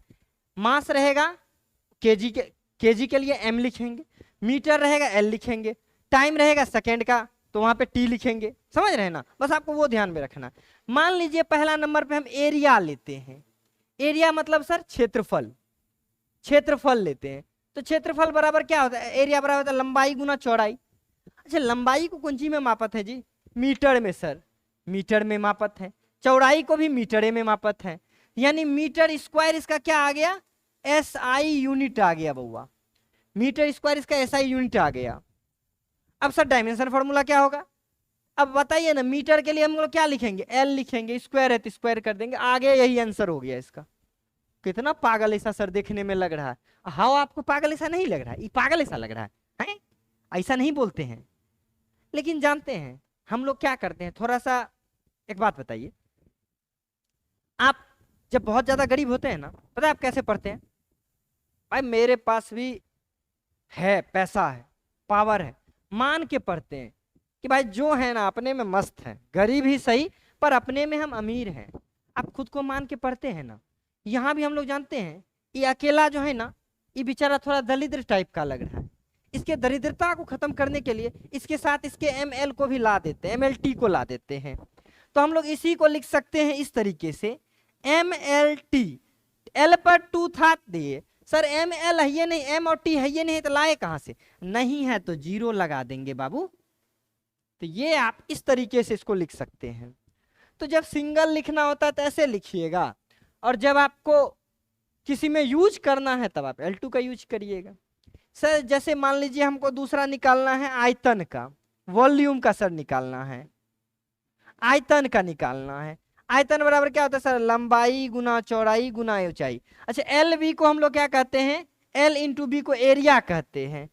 एरिया का क्या निकाले? L2। वैसे भी लंबाई के लिए भी L होगा, B के लिए भी हमारा L ही होगा, क्योंकि B भी एक प्रकार का, चौड़ाई भी तो एक प्रकार का लंबाई ही है ना, ऊंचाई भी तो एक प्रकार का लंबाई, यानी इसका फॉर्मूला आ गया L3 आ गया। इसका फॉर्मूला क्या आ गया? L3 आ गया, डायमेंशनल फॉर्मूला। सर शुद्ध रूप में लिखना चाहे तो ऐसे लिखिए M0 L3 T0। हाँ सर, थोड़ा थोड़ा आप समझ में आ रहा है। अच्छा, अगला ले लेते तीसरा नंबर स्पीड ले लेते हैं। स्पीड कहो या वेलोसिटी कहो, बात बराबरे है ना, यानी चाल या वेग हम लोग लें, तो चाल या वेग बराबर क्या होता है? दूरी बटे समय ना जी, दूरी बटे समय, या बोले तो विस्थापन बटे समय, डिस्टेंस अपॉन टाइम। अच्छा, डिस्टेंस क्या है? एक प्रकार का लंबाई है। क्या आएगा उसके लिए? L आएगा। समय क्या है? टाइम है। इसके लिए क्या आएगा? T आएगा। T को भेजेंगे ऊपर, यहाँ पावर 1 है, ऊपर जाएगा पावर हो जाएगा कितना? -1, यानी LT पावर -1। टेढ़ा का है हो गया जी, LT power -1। This is the dimensional formula of speed. और वेलोसिटी जो कहिए। अच्छा सर तीसरा नंबर, अरे यहाँ क्या दूसरा के बाद तीसरा ना होता। चौथा नंबर सर, हम यदि निकालना चाहें एक्सेलरेशन का त्वरण का निकालना चाहें, मैं जब भी ACCL ऊपर में पावर n दे दूं ना, आप एक्सेलरेशन समझना, बड़ा सा वर्ड लिखने में टाइम वेस्ट होता है। एक्सेलरेशन का लिखना है ना, आपको पता है ना त्वरण बराबर क्या होता है, वेग बटे समय, यही था ना, वेग में परिवर्तन के दर को क्या कहते हैं, त्वरण कहते हैं। Rate of change of velocity is called acceleration. तो हम लोग यहाँ पे लिख सकते हैं वेग बटे में समय, अरे इसके लिए छोटी टी लिखते हैं, टाइम। सर वेलोसिटी का था अभी हम तुरंत निकाले ही हैं, क्या निकाले, LT पावर -1, और टाइम का सर T हो जाएगा, टी सर पावर 1 है, ऊपर जाएगा तो -1 हो जाएगा, -1 पहले से है, -1 और हो जाएगा, LT पावर -2 हो जाएगा, यानी इसको लिख सकते हैं LT पावर -2। अरे सर मजा आ गया, इसमें तो मजा आने लगा है, मजा आने लगा। अगला बनाते हैं। अगला नंबर सर हमारा है 5वां नंबर, अब 5वां छोड़ते स्टार कर देते हैं, नंबर लिखते लिखते रह जाएंगे हम लोग, स्टार लेते हैं। अगला है सर फोर्स बराबर क्या होता है, मास इंटू एक्सेलरेशन। मास का क्या होता है सर, मास का आप लोगों ने बताया था m होगा, है ना, मास का अभी जस्ट बताया ना, मास का क्या हो, आपको किसी भी तरीके से बाबू इसको याद रखना है। किधर गया, अरे आओ यार, आपको ने ये याद रखना है कि मास का m होगा, लेंथ का l होगा, टाइम का t होगा, टेम्परेचर का k होगा, बस ये याद रखिए, सारा बन जाएगा आपसे। और आपको स्मार्ट बनना है ना, तो मैं आपको कुछ और टिप्स दे दूंगा जिससे आपको इससे भी फायदा हो जाएगा ज्यादा। चलिए, तो हम लोग थे मुद्दे पर, तो हम लोग मास के लिए कैपिटल M लिख सकते हैं कि नहीं, आप ही बताओ, कैपिटल M। एक्सेलरेशन का भी जस्ट हम लोगों ने निकाला, क्या निकाला, LT -2, बार बार नहीं निकालना है, ध्यान में रख लेना, एक्सेलरेशन का LT -2 होता है, तो हम लोग यहाँ पे लिख देंगे LT -2। ओ सर अभी आप यही लिख रहे थे, फोर्स का LT -2, जी हाँ यही लिख रहे थे सर, ये तो समझ में आ गया, अभी रुको, अभी थोड़ा सा आया है, अभी बहुत आना है। सर अगला बताइए, तो अगला मान लीजिए हमारे पास मोमेंटम है, संवेग है ना, संवेग है, मोमेंटम। जानते हैं संवेग बराबर क्या होता है, momentum equal to mass into velocity, यानी द्रव्यमान गुना वेग, द्रव्यमान गुना वेग। नहीं आप लोगों ने बचपन पढ़ा होगा, P बराबर M इंटू वी होता है। अच्छा सर M का तो कैपिटल MA हो जाएगा क्योंकि ये मास है, V मैंने वेलोसिटी है ना सर, V का तो अभी आप निकाले थे, वेग का क्या निकाले थे, LT -1 निकाले थे। विश्वास नहीं है तो देख लो, हम पे विश्वास नहीं होगा तो किस पे होगा, हम पे तो करना पड़ेगा ना। चल आगे बढ़ते हैं, सर आपने तो मोमेंटम का भी निकाल दिया। अच्छा और थोड़ा आगे बढ़ते हैं। अच्छा क्या होगा, आपके पास एक फॉर्मूला दिया हुआ दाब का, प्रेशर का, क्या होता है, बल बटे क्षेत्रफल होता है ना, फोर्स बटे एरिया होता है, फोर्स बाय एरिया होता है, किसका, P का, यानी हम इसको ऐसे लिख सकते हैं, P इक्वल टू F बटे A होता है। सर F का तो अभी निकाले थे MLT -2 होता था, एरिया का क्या होता है, L2 होता है, एरिया का L2 होता है। मैं आपको 6-7 बता दूंगा, 6-7 को आप याद रख लेना, किसी भी सवाल में नहीं फंसोगे आप, ठीक। चलो L से L को काट देंगे, यहां बचा एक L ऊपर जाएगा तो बन जाएगा माइनस का A पे, यानी M L पर पावर माइनस T पर पावर -2 बन गया बाबू। इसको याद रखना, प्रेशर बहुत सारे फॉर्मूला में यूज आता है। अगला सर सवाल लीजिए ना, एक अगला लीजिए, मजा आ रहा है, अब तो मजा आने लगा सर, अभी तक तो पता नहीं क्या क्या लंबाई, लंबन विधि, पारालक्स विधि, क्या क्या बता रहे थे, इसमें मजा आ रहा है, अभी बहुत मजा आएगा, इतना अच्छा सवाल आपके लिए रखे हैं ना हम कि दिल खुश हो जाएगा एकदम। चलिए इसी तरीके से मान लीजिए एक नया फॉर्मूला आपके पास आया है ना, Q equal to I into T, है ना, आप लोगों ने पढ़ा हुआ, charge equal to current into time, यानी आवेश बराबर विद्युत धारा गुना समय होता है ना, Q बराबर IT, बचपन में पढ़े होंगे 10वां क्लास में, चौथा चैप्टर में फिजिक्स में पढ़े थे कि नहीं सर, हमारे तो तीसरे ही चैप्टर में था, आप NCERT बुक फॉलो करते होंगे, तीसरे में ही था ना। तो बाबू आप ही बताइए, तो करंट के लिए क्या बोले थे सर, A बोले थे, याद है हमको, याद है, करंट का भी, टेम्परेचर का भी केल्विन याद है, K लिखेंगे, लंबाई का L लिखेंगे, मास का M लिखेंगे, टाइम का T लिखेंगे, केल्विन का K लिखेंगे, और यदि सर होगा करंट तो लिखेंगे हम लोग क्या, A। और टाइम का तो फिर से क्या लिख देंगे टी, यानी हो गया Q का आ गया 80। अब बताओ बाबू, Q का यदि 80 आ गया, मान लो आपके पास रहता वर्क, एक फॉर्मूला होता कार्य का, कार्य वर्क इक्वल टू क्या होता है, फोर्स इंटू डिस्प्लेसमेंट, कार्य बराबर बल गुना विस्थापन, पढ़ा होगा ना आपने 9th का सारा। और वैसे भी पूरा 11th में ये सब पढ़ना ही है, तो सर पढ़ना ही तो समय नहीं निकालेंगे, अभी सीखे अभी नहीं निकालोगे पहले, तब ये अच्छा बात नहीं ना हुआ। और पहले निकालो इसको, एफ का क्या होगा sir, M L T minus two, ये तो शुरू से यार याद हो गया।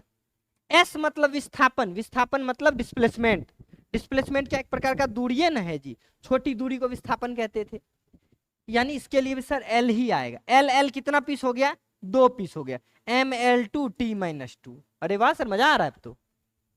अच्छा अगला लेते हैं इसी तरीके से, मान लो E बराबर हमारा फॉर्मूला आ रहा है 1/2 mv², काइनेटिक एनर्जी का फॉर्मूला है, गतिज ऊर्जा का सूत्र है ना, जानते होंगे आप लोग इसको। तो ये जब होता है, अच्छा ये जो 1/2 है ना, ये कोई फिजिकल क्वांटिटी नहीं है, अभी इसमें एक और चीज पढ़ने वाले हैं कि ये डायमेंशनलेस कांस्टेंट क्या होता है, अभी ये पढ़ने वाले, इसका कुछ नहीं होता है, कुछ नहीं होता तो उसको हटा देना है। तो क्या आएगा सर, m का आ जाएगा कैपिटल M, m मतलब मास है ना, m मतलब मास, और v मतलब वेलोसिटी होता है सर, वेलोसिटी का LT -1 होता है, v माने वेग हुआ, स्क्वायर है सर, स्क्वायर कर दिया आप ही के कहने पे। चलिए m है m लिखेंगे, l है l लिखेंगे, 2 पावर 2 लगा देंगे, t पर 2 एकम 2 हो जाएगा -2। समझ में आया, m बाहर में रह गया, दो पावर है तो दोनों में ना देना पड़ेगा, इसमें भी दिए इसमें भी दिए। इसका मतलब सर यहाँ भी ml2t -2, यहाँ भी ml2t -2, ये एकदम बेईमानी वाला बात हो गया, बिल्कुल नहीं हुआ। अरे भैया एनर्जी और वर्क एक ही चीज है, हम लोग यहाँ पे पढ़ेंगे वर्क एनर्जी थ्योरम, जब हम वर्क वाला चैप्टर पढ़ रहे होंगे ना, उसमें बहुत अच्छे से आपको समझाएंगे ये कैसे होता है। और इसमें भी अभी आप सीखने वाले हो कैसे आप फॉर्मूला बना सकते हो, तो वो यहाँ पे चेक करना है कि सर मान लीजिए हम एक साइंटिस्ट बन गए और एक नया एकदम सिद्धांत खोज दिए हैं, और हम ना आज एक फॉर्मूला बनाने के लिए आए, सर बना के जाएंगे, लेकिन सर आप बताइए कैसे बनाएंगे। मैं बता रहा हूँ, आपको कुछ नहीं करना है, सबसे पहले तो आपने घबराना नहीं है ना, सबसे पहले तो आपने घबराना नहीं है, आपने क्या करना है, मुझे पढ़ना है बैठ के, फिजिक्स को नहीं पढ़ना है, अबे मैं जो पढ़ा रहा हूँ वो पढ़ना है, और वो जैसे पढ़ लेंगे ना तो आपसे बन जाएगा। सर बनाना सिखा दो ना, पैसा दे देंगे सर, तो पहले ही सीख रहे हैं ना, बस अगला कड़ी वहीं जाने वाले हैं, वहीं सीखने वाले, आते हैं अगले पे। सर अगला बताइए, अगला बताइए, मजा आ रहा है इसमें। मान लीजिए आप लोगों ने पोटेंशियल डिफरेंस पढ़ा, पोटेंशियल पढ़ा होगा, विभव पढ़ा होगा आप लोग, V बराबर W/Q फॉर्मूला होता है ना। सर फॉर्मूले तो ध्यान में नहीं है, चिंता मत करो यार, हम ये बनाना सिखा रहे हैं, आगे जैसे जैसे चैप्टर आएगा ये सारा फॉर्मूला फिर से आएगा, और जब ये फॉर्मूला आएगा उस समय हम बोलेंगे बच्चा वीडियो रोक और पहले बना, तो मेरा बच्चा बनाएगा, क्योंकि उसको मैंने सिखाया है बनाना। हाँ सर अब सीख गए, कोनो दीजिए ना, अभी तो आप 5% ही सीखे हैं बाबू, 95% बाकी है, चलो बनाते हैं उसको भी। अच्छा W का क्या होता है सर, बगले में लिखा है देख लीजिए ना, W मैंने क्या हुआ, वर्क हुआ, W का होता है ml2t -2, ml2t -2। अच्छा Q का क्या होता है सर, Q का भी जस्ट आपने IT निकाला था सर, 80 है ना, Q का आपने जस्ट निकाला था 80 है ना, 80 Q का, तो रख दो ना ये 80, पापा की प्यारी बेटी रख दो 80। अच्छा T सर यहाँ पे पावर 1 है, ऊपर जाएगा तो -1 हो जाएगा, 2 पहले था एक और हो जाएगा, यानी ml2t -2 था, एक हो गया -3। अच्छा इस पे पावर 1 है, ऊपर जाएगा तो -1 हो जाएगा, यानी a⁻⁻1। This is the dimensional formula of potential voltage. बुझाया थोड़ा बहुत बाबू, थोड़ा बहुत तो बुझाया ना होगा, नहीं सर तनी और बताइए ना। अच्छा ओम के नियम से आप जानते होंगे V = I × R होता है ना, होता है ना, बोलेंगे R का निकालो क्या होगा, तो सर V/I हो जाएगा। V क्या होता है, V तो सर यहाँ इसका तो निकालवे किए, जो निकालने एकदम पटाख से रखिए उसको, तो क्या हो जाएगा ml2t -3a -1 बटे I का क्या हो जाएगा A पर यहाँ पे देखो पावर 1 है, पावर ऊपर जाएगा तो हो जाएगा -1, यानी हमारा फाइनल जो फॉर्मूला आएगा वो आएगा ml2t -3a -2। This is the dimensional formula of resistance. Sir इसका यूज कहाँ होगा, 3-4 जगह तगड़ा यूज होगा, और कहीं यूज हो कि नहीं हो। स्टेट बोर्ड में है, सीबीएसई बोर्ड में है, आपके स्कूल में एग्जाम होगा तो उस 11th के एग्जाम में जरूर, 11th हो या 12th के एग्जाम में 5-6 क्वेश्चन रहता है डायमेंशन फॉर्मूला का। फलाने का डायमेंशन फॉर्मूला क्या होगा, ढिंकाने का डायमेंशन फॉर्मूला क्या होगा, वो आपको याद तो रखना पॉसिबल है नहीं, तो बना लेंगे। सर आप बताए थे कि अभी एक ट्रिक बताएंगे, आपसे सारा बनेगा। देखो एकदम ब्लैंक पेज लिए हैं। यदि आपको याद ये डायमेंशन फॉर्मूला सीखना है ना, तो मेरा ये सारा फॉर्मूला याद रख लेना कि सर जब भी वेग आएगा ना, वेलोसिटी आएगा ना, तो हम लोग LT-1 का यूज करेंगे।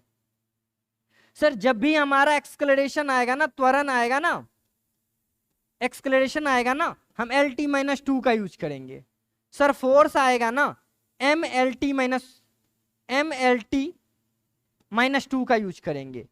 सर वर्क आएगा ना, वर्क आए या एनर्जी आए या हीट आए, उष्मा, एक ही चीज, उष्मा ऊर्जा एक ही चीज है, हाँ ऐसे नहीं लिखा सकते हैं लेकिन इसको, तो वहां पे सर हम ML2T-2 का यूज करेंगे।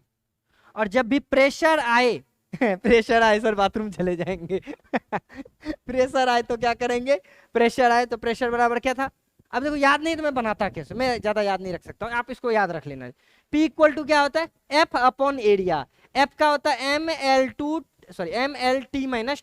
एरिया का क्या होता है L2, एगो L से एगो L कटा गया, ML-1T-2, यानी यहाँ पे हो जाएगा ML-1T-2, L बढ़िया से लिखना।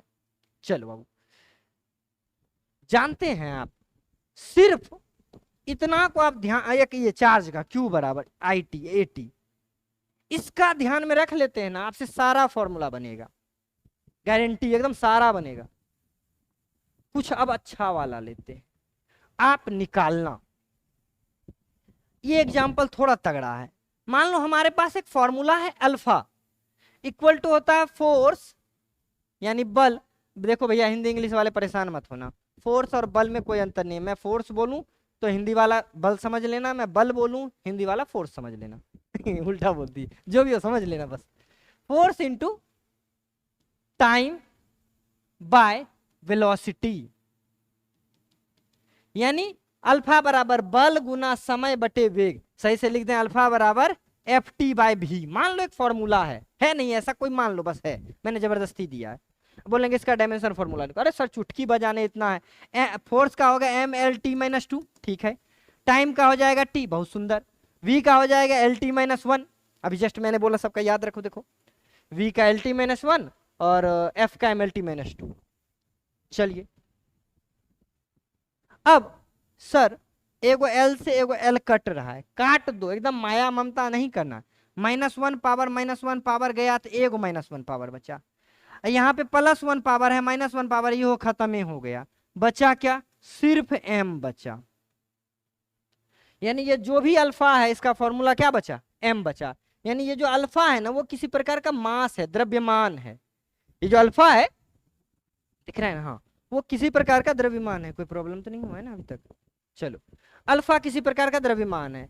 कैसे सर, एक और निकालते हैं। मान लो एक फॉर्मूला है बीटा इक्वल टू, आपको दिया एक्सलेशन, ये छोटी ये लिखेंगे एक्सलेशन समझना, कुछ नया देंगे तो मैं बता दूंगा कि एक का मतलब ये होता है, और इनटू वॉल्यूम बटे फोर्स।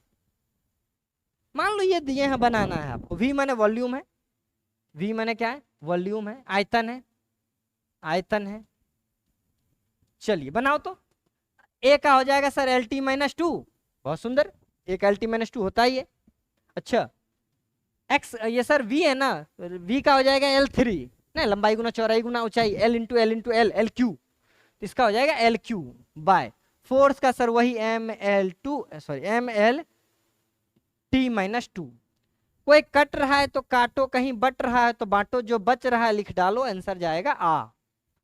तो लो आंसर ले लो, L से L कटा, T-2 से T-2 कटा, ऊपर बचा L3, M को ऊपर जाएंगे तो ये बन जाएगा -1, L है तो लिख देंगे L का क्यूब, बन गया भैया फॉर्मूला।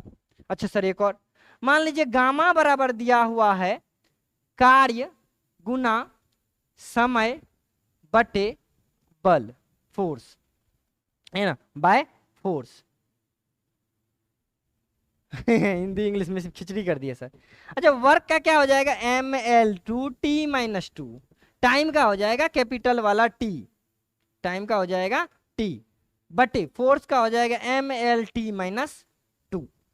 जो कट रहा है काट दो, देखो m से m कट रहा है, t माइनस टू से t माइनस टू कट रहा है, यहां बचा l, वहां है t, ये l ऊपर जाएगा बन जाएगा माइनस l है, l पर पावर माइनस वन है, t बन जाएगा t ही रहेगा ये। तो दिस इज द फॉर्मूला। तो क्या आप सीखे ये चीज? सीखे? तो बहुत ही भारी था क्या? नहीं सर बिल्कुल भारी नहीं था, ये तो बिल्कुल भारी नहीं था। अभी सर कुछ और बनाइए, एक अच्छा तगड़ा सा एग्जांपल लीजिए। अब थोड़ा सा मैं बड़ा वाला एग्जांपल ले रहा हूँ, इससे ये बड़ा नहीं है, मतलब कि ये बच्चा वाला बड़ा है। चलो क्या क्या क्या बोल रहे हैं। मान लो फॉर्मूला है गामा बराबर पेजामा, वर्क का स्क्वायर इंटू एक्सेलरेशन का स्क्वायर, यानी कार्य का स्क्वायर, त्वरण का स्क्वायर बटे में बल का स्क्वायर, फोर्स का स्क्वायर। हिंदी इंग्लिश मिक्स कर दिए दोनों, एकदम खुश रहो, बम बम करो। चलो बनावा तो भैया, कैसे बनाएंगे सर? वैसे ही है जिससे बनाते थे, स्क्वायर है तो क्या नया हो गया कुछ है? चलिए गामा बराबर क्या हो जाएगा, M L two T minus two, square है सर स्क्वायर लगाएंगे, एक्सक्लेरेशन है ना sir L T minus two हो जाएगा, स्क्वायर है सर स्क्वायर लगाएंगे, बाई है बाई करेंगे, एफ का हो जाएगा M L T minus two, square है सर स्क्वायर लगा देंगे। कर लिए ना, ये तो आसान काम था, बस स्क्वायर का वैल्यू रख दो, काटो आंसर आएगा। दो है m2 हो जाएगा, l4 हो जाएगा, t माइनस फोर हो जाएगा, l2 हो जाएगा, t माइनस फोर हो जाएगा, बटे m2 हो जाएगा, l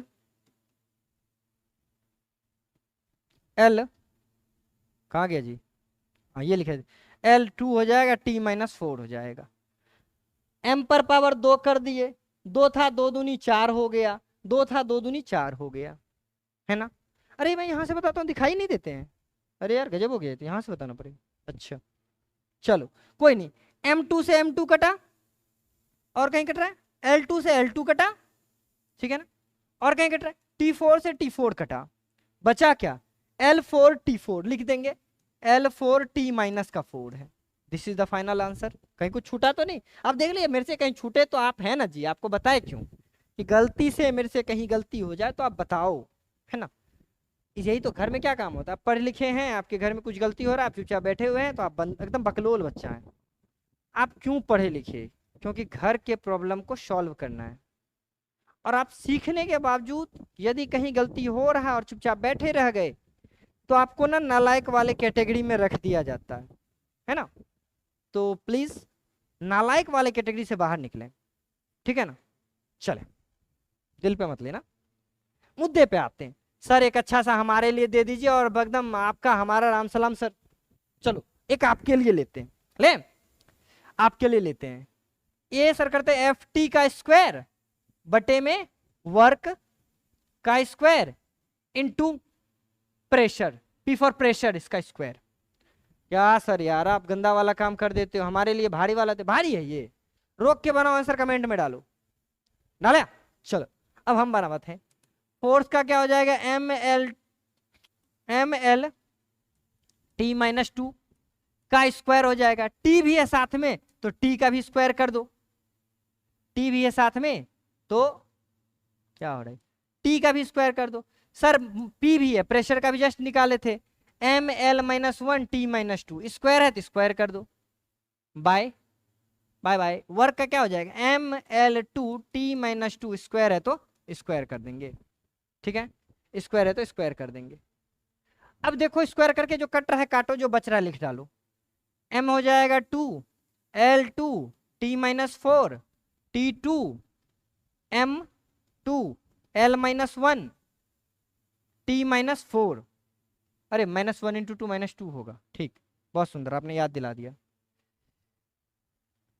चलो बाई m2 l2 नहीं l4 हो जाएगा, दो दूनी चार, t माइनस फोर, कट रहा है जो काटो, m2 से m2 कटा, l4 से नहीं कट रहा है, t4 से t4 कट रहा है कहीं पे, हाँ।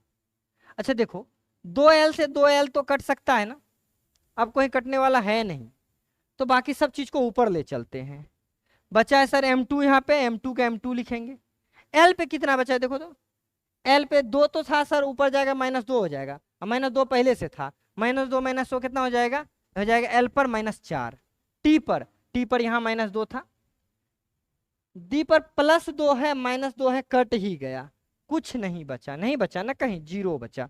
यही हो गया आपका फॉर्मूला डायमेंशन वाला। बनाना सीखे?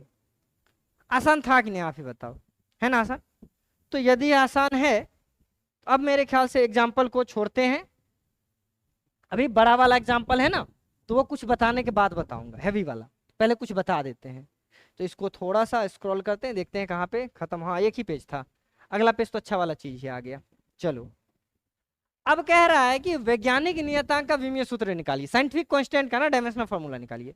सर साइंटिफिक कांस्टेंट का तो ऐसा ही फॉर्मूला निकाले थे ना, एकदम जो वो निकाले थे ना वही यहाँ भी करना है। कैसे करना है? मान लो आपको एक फॉर्मूला दिया है, पहला नंबर में हम लोग गुरुत्वाकर्षण नियतांक को लेते हैं, गुरुत्वाकर्षण नियतांक को लेते हैं, नियतांक ग्रेविटेशनल कांस्टेंट को लेते हैं, ग्रेविटेशनल कांस्टेंट को लेते हैं। इंग्लिश वालों बेचारा देख लेना भाई, एडजस्ट कर लेना, लिखते लिखते हालत में चढ़ जाते। ग्रेविटेशनल कांस्टेंट लेते हैं। सर क्या होता है फॉर्मूला? फॉर्मूला तो यही होता है F = G m1 m2 by r²। Sir हमको G निकालना, इन सबको भगाओ इस साइड, तो आएगा G = F r² bye m1 × m2।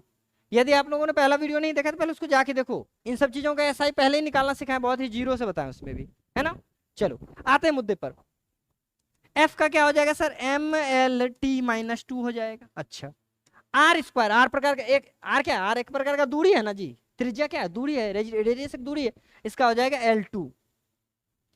m यानी kg है, kg का m ही हो जाएगा, फिर से m ही हो जाएगा, एक m से एक m कट जाएगा। ये m यदि ऊपर जाएगा तो क्या बन जाएगा? m पर पावर -1 बन जाएगा। L 2 वहां, एक यहाँ, 2 1, L का 3 हो जाएगा, T का -2 हो जाएगा, ये T है, T का -2 हो जाएगा।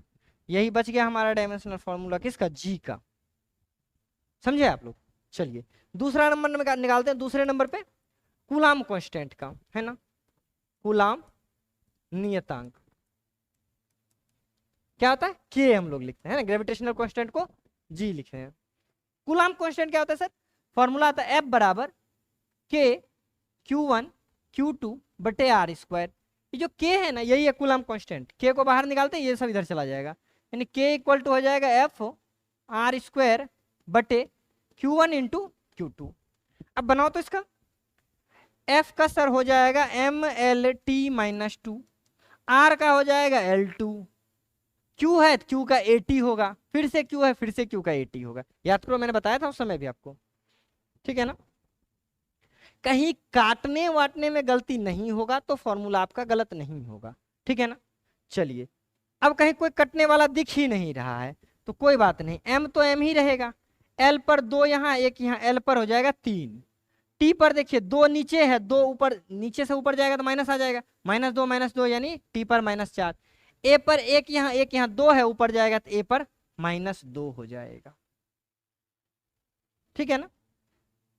यहां पर एक हमारा m जो कट गया, कारण क्या था? F में भी m था, नीचे में भी m था।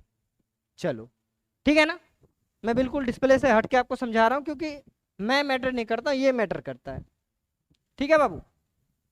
चले आगे चलते हैं। सर एक आध और कांस्टेंट लीजिए ना, अभी है बहुत सारा है। मान लीजिए हमारे पास तीसरा कांस्टेंट है प्लांक कांस्टेंट, प्लांक्स कांस्टेंट क्या होता है सर? फॉर्मूला E = होता है h × न्यू। सर न्यू क्या चीज है? न्यू आवृत्ति है, फ्रीक्वेंसी है, 1/t होता है इसका फॉर्मूला, है ना। न्यू का फॉर्मूला क्या होता है? 1/t होता है। इसका डायमेंशन फॉर्मूला देखोगे ना तो t 1 का तो कुछ होगा नहीं, t ऊपर जाएगा, t का -1 हो जाएगा। चलिए बनाइए, हमको h चाहिए ना, h ही हमारा प्लांक कांस्टेंट है, यहाँ हम लोग h से इसको दिखाते हैं, h प्लांक कांस्टेंट है, ये इधर आ जाएगा, यानी E/न्यू हो जाएगा। E का सर क्या बताया था? mL2t-2, और न्यू का सर हो जाएगा T पर पावर -1।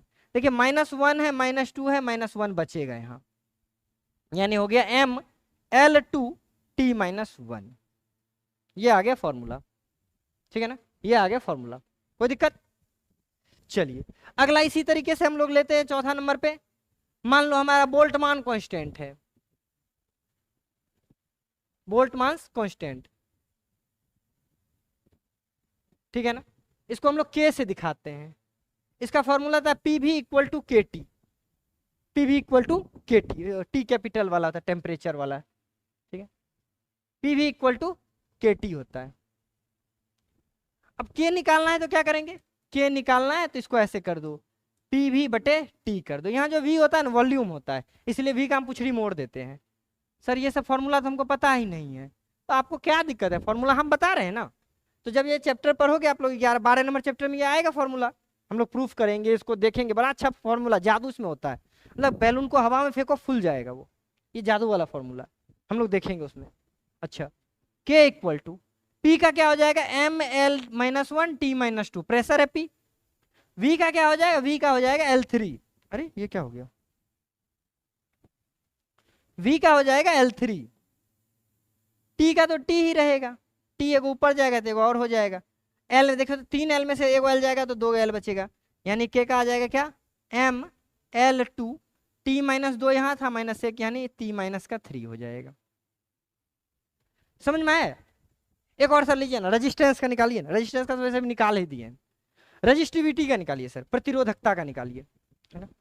जैसे फॉर्मूला सर हम लोग जानते हैं, आर बराबर, है ना, आर बराबर रो एल बाय ए होता है सर। ये जो सर रो है ना, रजिस्टिविटी प्रतिरोधकता, इसका निकालिए तो, निकालते हैं हम, इसको इधर भेजते हैं, इसको नीचे भेजते हैं। रो इक्वल टू क्या हो जाएगा, ये ऊपर जाएगा आर ए बाय एल, नीचे आ जाएगा। आर का क्या होता है सर, आर का तो हमको याद नहीं है, तो आर का पहले निकाल लेंगे। आर बराबर होता है वी बाय आई होता है, वी बाय आई होता है। वी का भी सर नहीं पता है, डब्ल्यू बाय क्यू होता है, और नीचे में आई है, निकालो। डब्ल्यू का होता है एम एल 2 टी माइनस 2, आई का होता है, क्यू का होता है ए टी, और फिर से एगो आई है, फिर से हो जाएगा ए टी। कोई दिक्कत क्या, नहीं ना। चलिए आते हैं ऊपर, तो ये क्या हो जाएगा, एम एल 2 है, 2 ही रहेगा। टी पर पावर -2 है, 2 ऊपर जाएगा -4 हो जाएगा, ए पर पावर -2 आ जाएगा। देखिए आर का हम लोगों ने निकाल लिया, निकालने आता था, याद तो था नहीं हमें।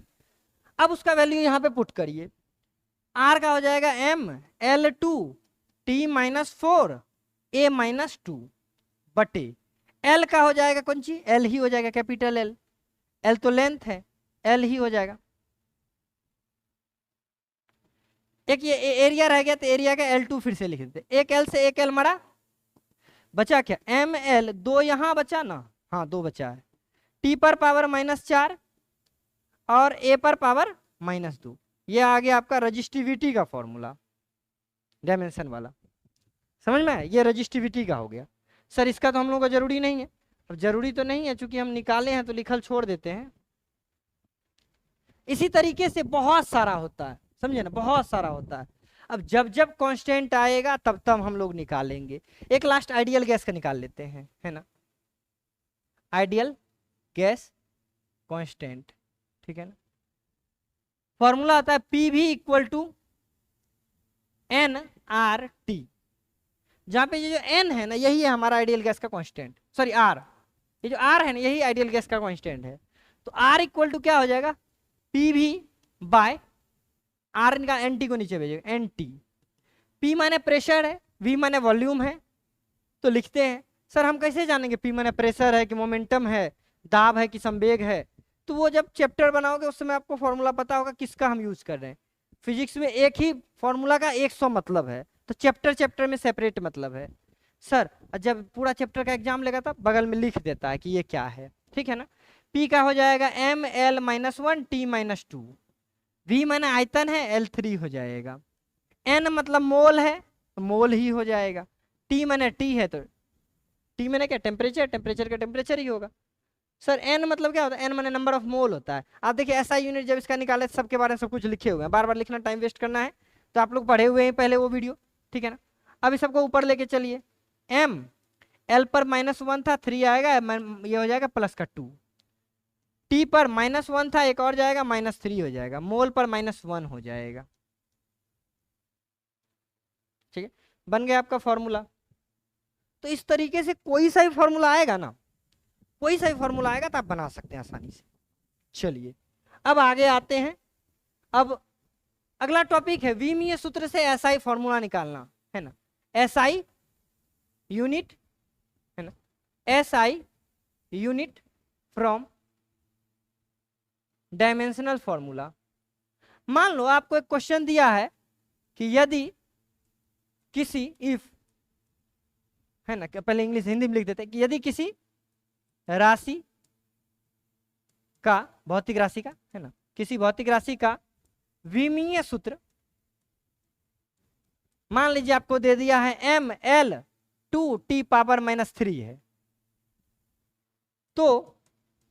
है, तो उसका एसआई यूनिट क्या होगा, एसआई यूनिट क्या होगा, ठीक है। मान लीजिए कि आपको दे दिया फिजिकल क्वांटिटी, बोलेगा एसआई यूनिट बताइए, कोई बात नहीं सर बता देंगे, क्या है ml2t⁻³ है ना। इंग्लिश वालों आप लिख लीजिएगा, if the dimensional formula of a physical quantity is ml2t⁻³ then what is the SI unit of this equation, ठीक है ना, ऐसे लिख सकते हैं। अच्छा अभी बताइए, तो ये था डायमेंशनल फॉर्मूला ना, हम लोग निकाले एसआई को, हम लोग निकाले एसआई को। एम मतलब क्या होता है, मास, मास यानी द्रव्यमान, द्रव्यमान का क्या होगा केजी ना, इसके लिए लिखेंगे केजी। एल माने लंबाई, लंबाई के लिए मीटर होगा तो मीटर का स्क्वायर कर देंगे। t⁻³ है, नीचे आएगा तो +3 हो जाएगा। और टाइम होता है, टी माने टाइम ना, टी माने क्या होता है, अरे अरे एक मिनट, ये टाइम नहीं है, ये टेम्परेचर है ना, तो टेम्परेचर के लिए केल्विन का यूज करेंगे, और कहीं तो गलती नहीं की ना, टेम्परेचर के लिए केल्विन का यूज करेंगे, है ना। और यहाँ पे भी हो जाएगा, टी का -2 ही रह जाएगा, टी का -2 ही रह जाएगा, के का -1 अलग से आ जाएगा। ये मिस्टेक हो गया, माफ करना, ठीक है ना। यही थोड़ा ध्यान में रखना पड़ता है, और चूंकि जब लगातार आप बता भी रहे हैं, बोल भी रहे हैं, लिख भी रहे हैं, थोड़ा बहुत हो ही जाता है। चलो एसआई यूनिट में एम का सर केजी लिख दिया, एल का सर मीटर आपने लिख दिया, स्क्वायर था स्क्वायर, टी नीचे आएगा, टी समय का होता है ना, सेकेंड, यानी हमारा आ गया SI unit KG metre square पर सेकेंड क्यूब, आ गया एसआई यूनिट। तो क्या निकाल लीजिएगा, एकदम सर निकाल लीजिएगा, तो आप निकाल के इसका कमेंट करिएगा। हम होमवर्क दे दे रहे हैं दो, एक है m2l_t⁻3, दूसरा है m80, तीसरा है ml3t⁻2, चौथा है ml2t⁻2। सबका आप एसआई यूनिट हमको निकाल के मैसेज करना, ठीक है, कमेंट करना आप, बन जाएगा, आपसे बन जाएगा। चलो अगला है एसआई फॉर्मूला से डायमेंशनल फॉर्मूला निकालना, सेम वही चीज है। मान लीजिए आपको क्वेश्चन दे दिया है किसी का SI formula KG metre square पर सेकेंड स्क्वायर है, इसका डायमेंशनल फॉर्मूला क्या होगा, तो केजी माने मास हो गया, एल माने मीटर माने एल हो गया, एस यानी टाइम हो गया, टाइम का 2 है, 2 ऊपर जाएगा तो -2 हो जाएगा, यानी ml2t⁻2 हो गया हमारा आंसर। इसी तरीके से एक और दिया है, मान लीजिए दिया हुआ है केजी पर मोल केल्विन, मान लीजिए ऐसा दिया हुआ है केजी पर मोल केल्विन, तो केजी किसके लिए, केजी के लिए होता है हमारा m, केजी के लिए m होता है डायमेंशन में। अच्छा बाय मोल, मोल है तो मोल का मोल ही रह जाएगा, केल्विन है केल्विन का केल्विन ही रह जाएगा, बात खत्म। तो इतना ही आसान होता है ये, ठीक है ना, ऐसा यूनिट आपको यदि दिया हुआ हो तो इतना ही आसान होता है ये। चलिए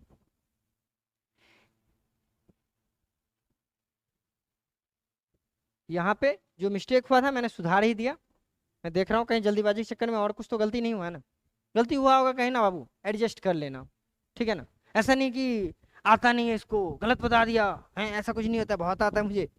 चलिए आगे बढ़े, आगे बढ़ते हैं। ऐसा यूनिट हो गया, निकालना सीख लिए, एक और हो गया वो भी निकालना सीख लिए। क्या कहोगे सर हमारे लिए भी कुछ दिया करो कभी कभी यार, है तुम तो बहुत ही अजीब हो यार, केजी स्क्वायर मीटर स्क्वायर पर सेकेंड स्क्वायर, आप इसको डायमेंशन में बदल दो यार, बन जाएगा आपसे। चलें चलते हैं आगे, चलते हैं आगे, बहुत सुंदर।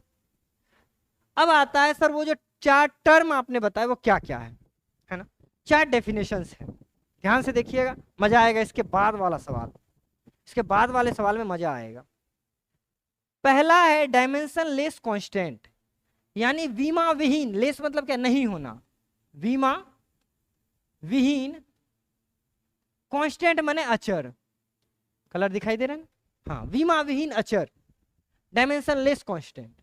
अगला है डायमेंशन लेस वेरिएबल, यानी विमा विहीन चर। तीसरा डायमेंशनल कांस्टेंट, यानी विमीय चर, इसमें डायमेंशन फॉर्मूला होगा। अगला है डायमेंशनल वेरिएबल, यानी विमीय, ये कांस्टेंट है, अचर है ना, ये होगा विमीय चर, वेरिएबल है। 4 टर्म है, चारों 2 मिनट में आप समझ जाओगे, यहीं पे देखो, एक ही मिनट में समझ जाओ। डायमेंशन लेस होगा और कांस्टेंट होगा, यानी फिजिक्स में यूज होने वाला वो सारा टर्म जिसका वैल्यू फिक्स है। कांस्टेंट का क्या मतलब होता है, अचर मतलब क्या, जिसका मान नहीं बदलता हो, जिसका वैल्यू फिक्स है लेकिन डायमेंशन फॉर्मूला नहीं होता है। सर जैसे मान लीजिए फिजिक्स में आपके पास कभी पाई आता होगा, है ना, पाई रेडियन, अभी कुछ दिन पहले हम लोग देख रहे थे, पाई आता है, तो पाई का वैल्यू तो है ना, पाई का रेडियन वैल्यू 180 डिग्री है, वैसे पाई का वैल्यू 3.14 है, लेकिन इसका कोई डायमेंशन फॉर्मूला नहीं होता क्योंकि एक डिजिट है, इसका एक अपना वैल्यू है, उसको कहेंगे डायमेंशन लेस कांस्टेंट। ऐसा बहुत सारा भी लिखा दे। अगला होगा विमा विहीन चर, मतलब वैल्यू तो बदलेगा लेकिन रहेगा ये क्या, डायमेंशन लेस ही। जैसे क्या होगा, जैसे आप लोगों ने म्यू का नाम सुना होगा। म्यू मतलब क्या होता है सर, रिफ्रैक्टिव इंडेक्स, अपवर्तनांक। म्यू बराबर फॉर्मूला होता है ना C/V। C क्या है, स्पीड ऑफ लाइट, है ना, V क्या है, speed of something in medium, यानी प्रकाश का चाल और किसी चीज का चाल है, कट के हो जाएगा बेहाल, डायमेंशन फॉर्मूला नहीं आएगा। लेकिन अलग अलग चीज में देखिए म्यू का मान क्या आता है, अलग अलग आता है। तो ये हो गया आपका डायमेंशन लेस है लेकिन वेरिएबल, वैल्यू बदल रहा है। अच्छा, कुछ होगा वैल्यू तो फिक्स ही रहेगा लेकिन उसका डायमेंशन फॉर्मूला आएगा, जैसे अभी हम लोगों ने के का निकाला था ना, कूलम्ब कांस्टेंट का, बोल्टमान कांस्टेंट का, हम लोगों ने एच का निकाला था, प्लैंक कांस्टेंट का, जी का निकाला था, ग्रेविटेशनल कांस्टेंट का, गुरुत्वाकर्षण नियतांक का, है ना। तो ये सब जो हम लोग निकाले थे ना, इसका क्या था, डायमेंशन फॉर्मूला था लेकिन ये वैल्यू अचर था, बदलता नहीं था। और लास्ट होगा इसका डायमेंशन फॉर्मूला भी होगा, वैल्यू भी बदलेगा। जैसे सर फोर्स है, फोर्स अभी 5 न्यूटन आ रहा है, कभी 4 न्यूटन आ रहा है, कभी 400 न्यूटन आ रहा है, कभी 4 लाख न्यूटन आ रहा है। एक्सलेरेशन है, टाइम है, समझ रहे, अलग अलग फिजिकल क्वांटिटी है। ये चारों टर्म था, यानी ऐसे फिजिकल क्वांटिटीज जिनके वैल्यू फिक्स है लेकिन डायमेंशन फॉर्मूला नहीं होता है, उसी को हम लोग क्या कहते हैं, उसी को हम लोग कहते हैं डायमेंशन लेस कांस्टेंट, विमा विहीन चर। हिंदी में लिख लेना, लिख दिए, भौतिक राशि का ऐसा पद जिसका मान अचर हो किंतु विमीय सूत्र नहीं होता है। एग्जाम्पल के लिए जितना भी न्यूमेरिकल वर्ड है ना, 1 2 5 10, पाई हो गया आपका, है ना, ये सब क्या कांस्टेंट है, वैल्यू इसका फिक्स है लेकिन इसका कोई डायमेंशन फॉर्मूला नहीं होता है, ठीक है ना। ये वाला हो गया। और भी सर कुछ है क्या, और भी कुछ है क्या, एंगल वगैरह आप लिख सकते हैं इसमें, लेकिन एंगल का वैल्यू बदलता है, मान तो फिक्स होगा नहीं, इन सब का मान फिक्स है और इसका यूज भी होते रहता है फिजिक्स में। चलिए अगला क्या है, अगला है कि डायमेंशन लेस है लेकिन वेरिएबल है, डायमेंशन नहीं है लेकिन वेरिएबल है। कौन सा सर, जितना भी है ना साइन थीटा सब, एंगल वाला, यानी ट्रिग्नोमेट्री फंक्शन जितना भी है ना, इसका मान फिक्स होता है। साइन 90 का मान 1 होता है, कॉस 90 का मान 0 होता है, tan 60 का मान √3 होता है, मान फिक्स है। लेकिन अरे क्या है, हाँ, थीटा का मान अलग अलग करेंगे मान बदलते रहेगा, मान तो है लेकिन इसका कोई फॉर्मूला नहीं होता क्योंकि एक एंगल है। इसी तरीके से एक्सपोनेंट होता है e⁻x, इसका कोई डायमेंशन फॉर्मूला नहीं होता, एक वैल्यू होता है। इसी तरह से लॉग होता है ना, लॉग, इसका भी कोई वो नहीं होता है, डायमेंशन फॉर्मूला नहीं होता है। इसी तरीके से म्यू है ना, अपवर्तनांक, इसका भी कोई डायमेंशन फॉर्मूला नहीं होता है, ठीक है ना। तो ये सारा जब टर्म आएगा ना, इसको हम लोग कहेंगे डायमेंशन लेस है लेकिन वेरिएबल है, ठीक है ना, यानी मान बदल रहा है लेकिन इसका फॉर्मूला नहीं है, मतलब विमीय सूत्र नहीं है इसका। ये था। अगला है, इसमें और भी दे सकते हैं, जैसे थीटा हो गया आपका, है ना, आपका थीटा के बाद आपका ओमेगा हो गया, है ना, यानी घन कोण, समतल कोण, घन कोण, जितना भी कोण वाला है ना उसका मान तो बदलते रहता है, कोण 60 डिग्री 50 डिग्री 40 डिग्री कुछ भी आते रहता है, लेकिन उसका कोई डायमेंशन फॉर्मूला नहीं होता है।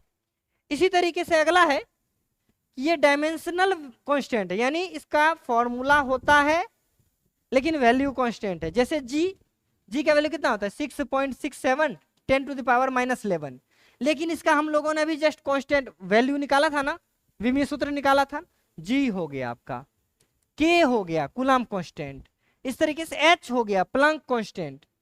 इन सब का ना क्या है, वैल्यू ना फिक्स है, बदलता नहीं है। बोल्टमान कांस्टेंट, अब के बगल में हम बी लिख दे रहे हैं बोल्टमान कांस्टेंट के लिए। इन लोगों का वैल्यू फिक्स है लेकिन डायमेंशन फॉर्मूला इन लोगों का होता है। अगला सर, अगला क्या है, इसका डायमेंशन फॉर्मूला भी होगा और वैल्यू भी होगा। वैल्यू कैसा होगा, चेंज होने वाला होगा, वेरिएबल होगा, चर होगा। जैसे सर, जैसे आपका फोर्स हो गया, जैसे आपका टाइम हो गया, जैसे आपका वेलोसिटी हो गया, वेग हो गया, हाँ, बल समय वेग, ये सब जितना पढ़ते हैं ये इसी में आता है, जो अभी पढ़ रहे थे हम लोग जब से। तो ये चारों चीज को अब ध्यान में रखिएगा सर। यानी कहीं लिखल होगा साइन थीटा का डायमेंशन फॉर्मूला क्या होगा, कुछ नहीं होगा, 1 लिख देंगे, कुछ नहीं होगा। m पर पावर 0 है ना, इसको ऐसे लिख सकते हैं m पर पावर 0, l पर पावर 0, t पर पावर 0 को हम लोग 1 नहीं लिखते हैं, ऐसा लिख देंगे। सर कहीं e⁻x आएगा, कहीं सर ये होता है एक्सपोनेंट होता है, पढ़िएगा भी, मैथ का टॉपिक है, फिजिक्स में कहीं कहीं यूज में आए।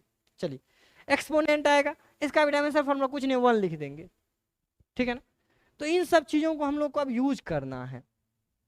तो चलिए अब आता है हमारा बहुत ही लाजवाब सा, बहुत ही मजेदार सा टॉपिक, प्रिंसिपल ऑफ होमोजेनिटी, समघातता का सिद्धांत। बड़ा मजेदार सिद्धांत, समझिएगा चीजों को एकदम प्यार से, है ना, समझिएगा चीजों को बहुत ही प्यार से। क्या होता है समघातक सिद्धांत जानते हैं, सबको बताएंगे। 5 मीटर और प्लस में 3 kg बराबर कितना हो गया, 5 मीटर 3 kg। फिर से सर आप लगता है भांग खाए हैं, फिर से वही सब बात बोल रहे हैं, गलत गलत बात हमको सिखा रहे हैं। केजी और मीटर कभी जुड़ेगा सर, क्या नहीं जुड़ेगा, आपको पता है, इसी को प्रिंसिपल ऑफ होमोजेनिटी कहते हैं। यानी दो फिजिकल क्वांटिटी तभी जुड़ या घट सकते हैं जब उनके डायमेंशनल फॉर्मूला क्या हो, इक्वल हो। गजब चीज है ना, वही लिखे हुए हैं। दो भौतिक राशि तभी घट या जुड़ सकते हैं जब उनके विमीय सूत्र क्या हो, समान हो, है ना।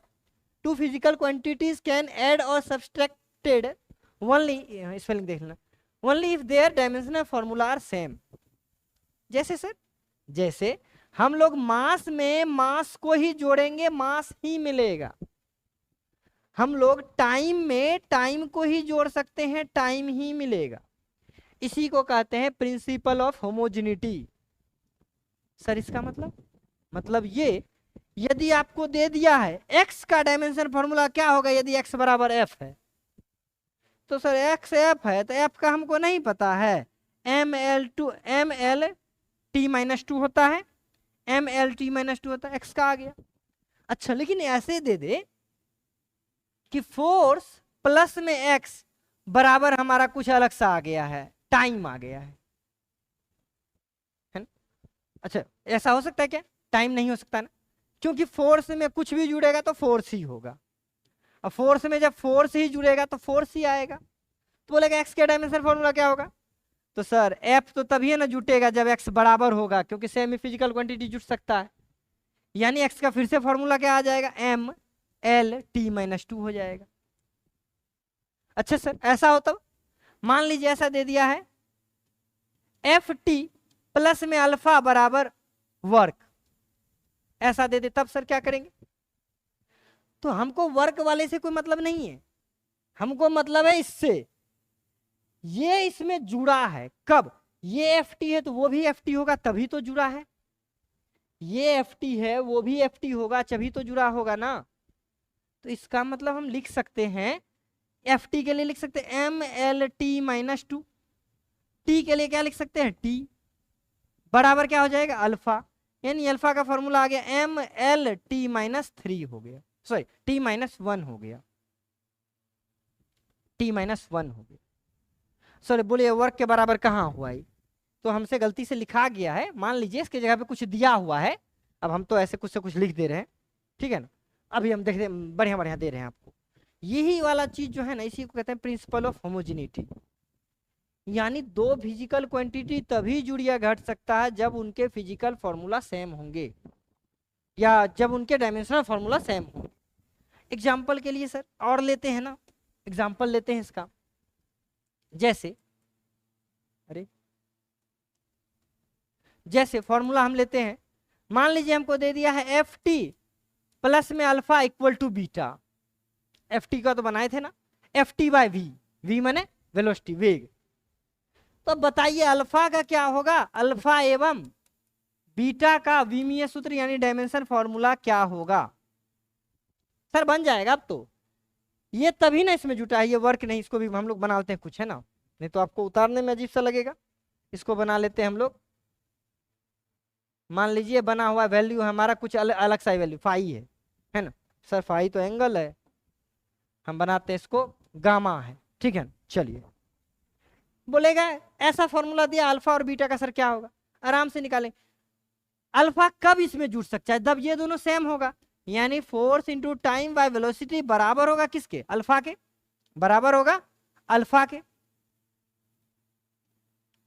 अब एफ का क्या हो जाएगा, M L T minus two हो जाएगा, टाइम का क्या हो जाएगा, टी हो जाएगा, बटे वी का क्या हो जाएगा, एल टी माइनस वन हो जाएगा। कटने वाला है, कोई काटिए, एक टी से एक टी, एक एल से एक एल गया, एक माइनस टी से एक माइनस टी गया, plus T minus T cut गया, बचा क्या, एम। यानी अल्फा का फॉर्मूला क्या हो जाएगा, डायमेंशन फॉर्मूला एम हो जाएगा, है ना। अल्फा का डायमेंशन फॉर्मूला एम हो जाएगा, समझे। तब सर बीटा का क्या होगा, बीटा का भी वही होगा जो अल्फा का होगा, क्योंकि ये दोनों सेम था, सेम सेम जुट के वही आएगा ना भाई। 5 केजी में 10 केजी जोड़ेंगे तो 15 केजी ही ना आएगा। इसका मतलब बीटा का भी वही होगा जो हमारा इसका आया, क्या आया, इसका एम आया, तो इसका भी एम ही होगा। और सर बनाइए का, मान लीजिए आपको दे दिया है, अरे मान लीजिए आपको दे दिया है, एक अलग से लेते हैं।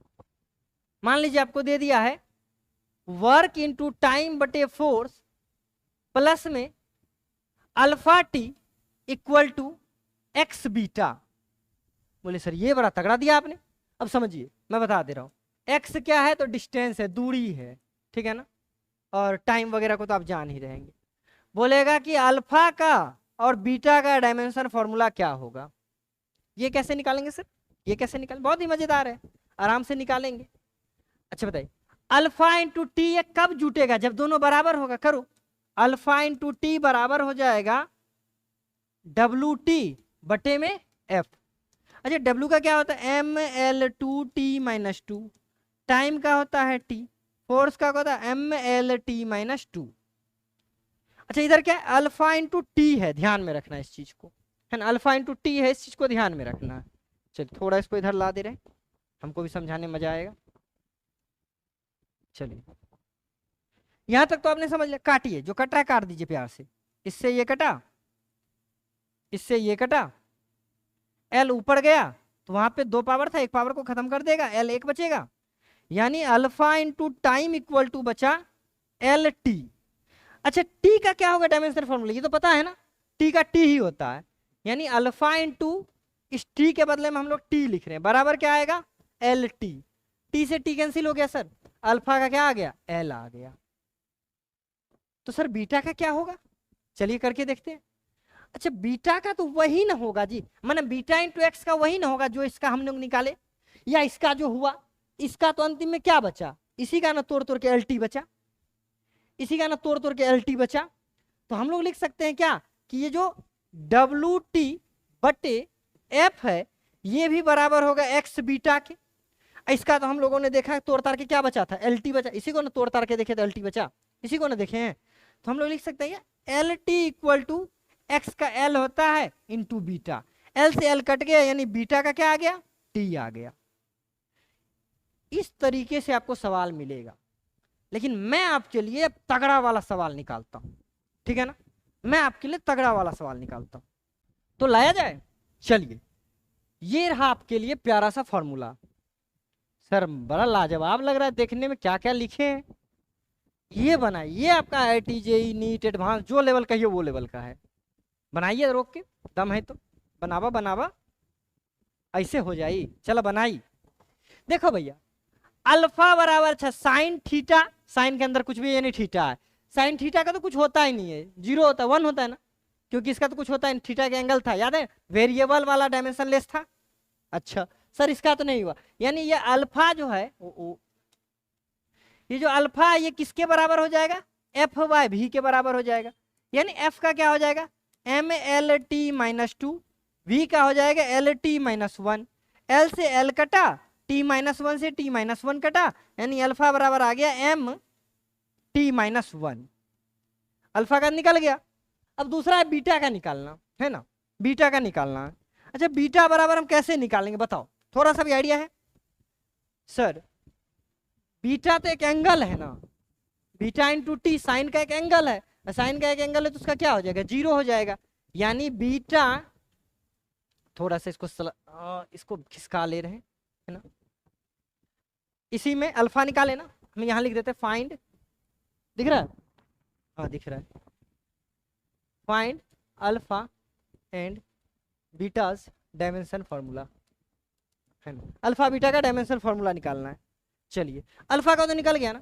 अच्छा बीटा इंटू टी बराबर तो सर वन होगा, कारण क्या है, क्योंकि ये कांस्टेंट है, कैसा सॉरी वेरिएबल है लेकिन डायमेंशन लेस है, विमा विहीन चर है ये सब, तो जब विमा विहीन है, विमान नहीं होगा तो वन लिख दिए, अभी जस्ट बताया था, एम पर पावर जीरो, एल पर पावर जीरो, टी पर पावर जीरो, आप वो भी लिख सकते हैं। अच्छा बीटा इक्वल टू लिख सकते हैं वन बाय ये टी नीचे आ जाएगा, वन बाय टी, टी मैंने क्या हुआ टाइम ना, तो टाइम का क्या हो जाएगा कैपिटल टी हो जाएगा, यानी beta equal to one by capital T हो जाएगा, यानी बीटा इक्वल टू टी पर पावर माइनस वन हो जाएगा, यानी अल्फा का ये आ गया, बीटा का ये आ गया, इस टाइप का बन जाएगा आपसे। अगला देखिए सर और भी लाजवाब दिए हैं आप, क्या क्या बहुत बड़ा बड़ा चीज लिया, कुछ नहीं हल्का सा है जी। अच्छा ये तो लॉग वाला है, आपको पता है लॉग वाला जीरो होता है, लॉग वाला का कोई डायमेंशन फॉर्मूला होता नहीं, वन लिखेंगे उसका, यानी ये जो है इसके बराबर होगा, यानी अल्फा इक्वल टू हो जाएगा एफ वी स्क्वायर बटे बीटा का स्क्वायर है ना, बीटा का स्क्वायर, यानी इसमें हमको बीटा भी चाहिए होगा तभी निकलेगा, तो एक काम करते हैं पहले बीटा का ही निकाल लेते हैं, पहले बीटा का ही निकाल लेते हैं। अच्छा बताओ ये सारा का सारा जो वैल्यू है ये तो मतलब डायमेंशन लेस वाला है, तो इसके बदले में वन लिख सकते हैं, यानी इसका तो कोई मतलब ही नहीं रहा, यानी टू पाई बीटा बटे V square equal to one हो जाएगा। अच्छा टू पाई का कुछ होता है नहीं है, ऊपर बचा बीटा, वी का होता है एल टी माइनस वन, इसका स्क्वायर स्क्वायर करेंगे बराबर वन, इसको वहां ले चलते हैं, यानी बीटा बराबर हो जाएगा L two T minus to. Sir beta का तो निकाल लिया आपने बहुत ही आसानी से, बीटा का तो निकाल लिया, अब सर अल्फा का निकालिए, तो हाँ अल्फा का निकालो, अल्फा इक्वल टू हो जाएगा फोर्स का होता है M L two T minus, force का होता है एम एल टी माइनस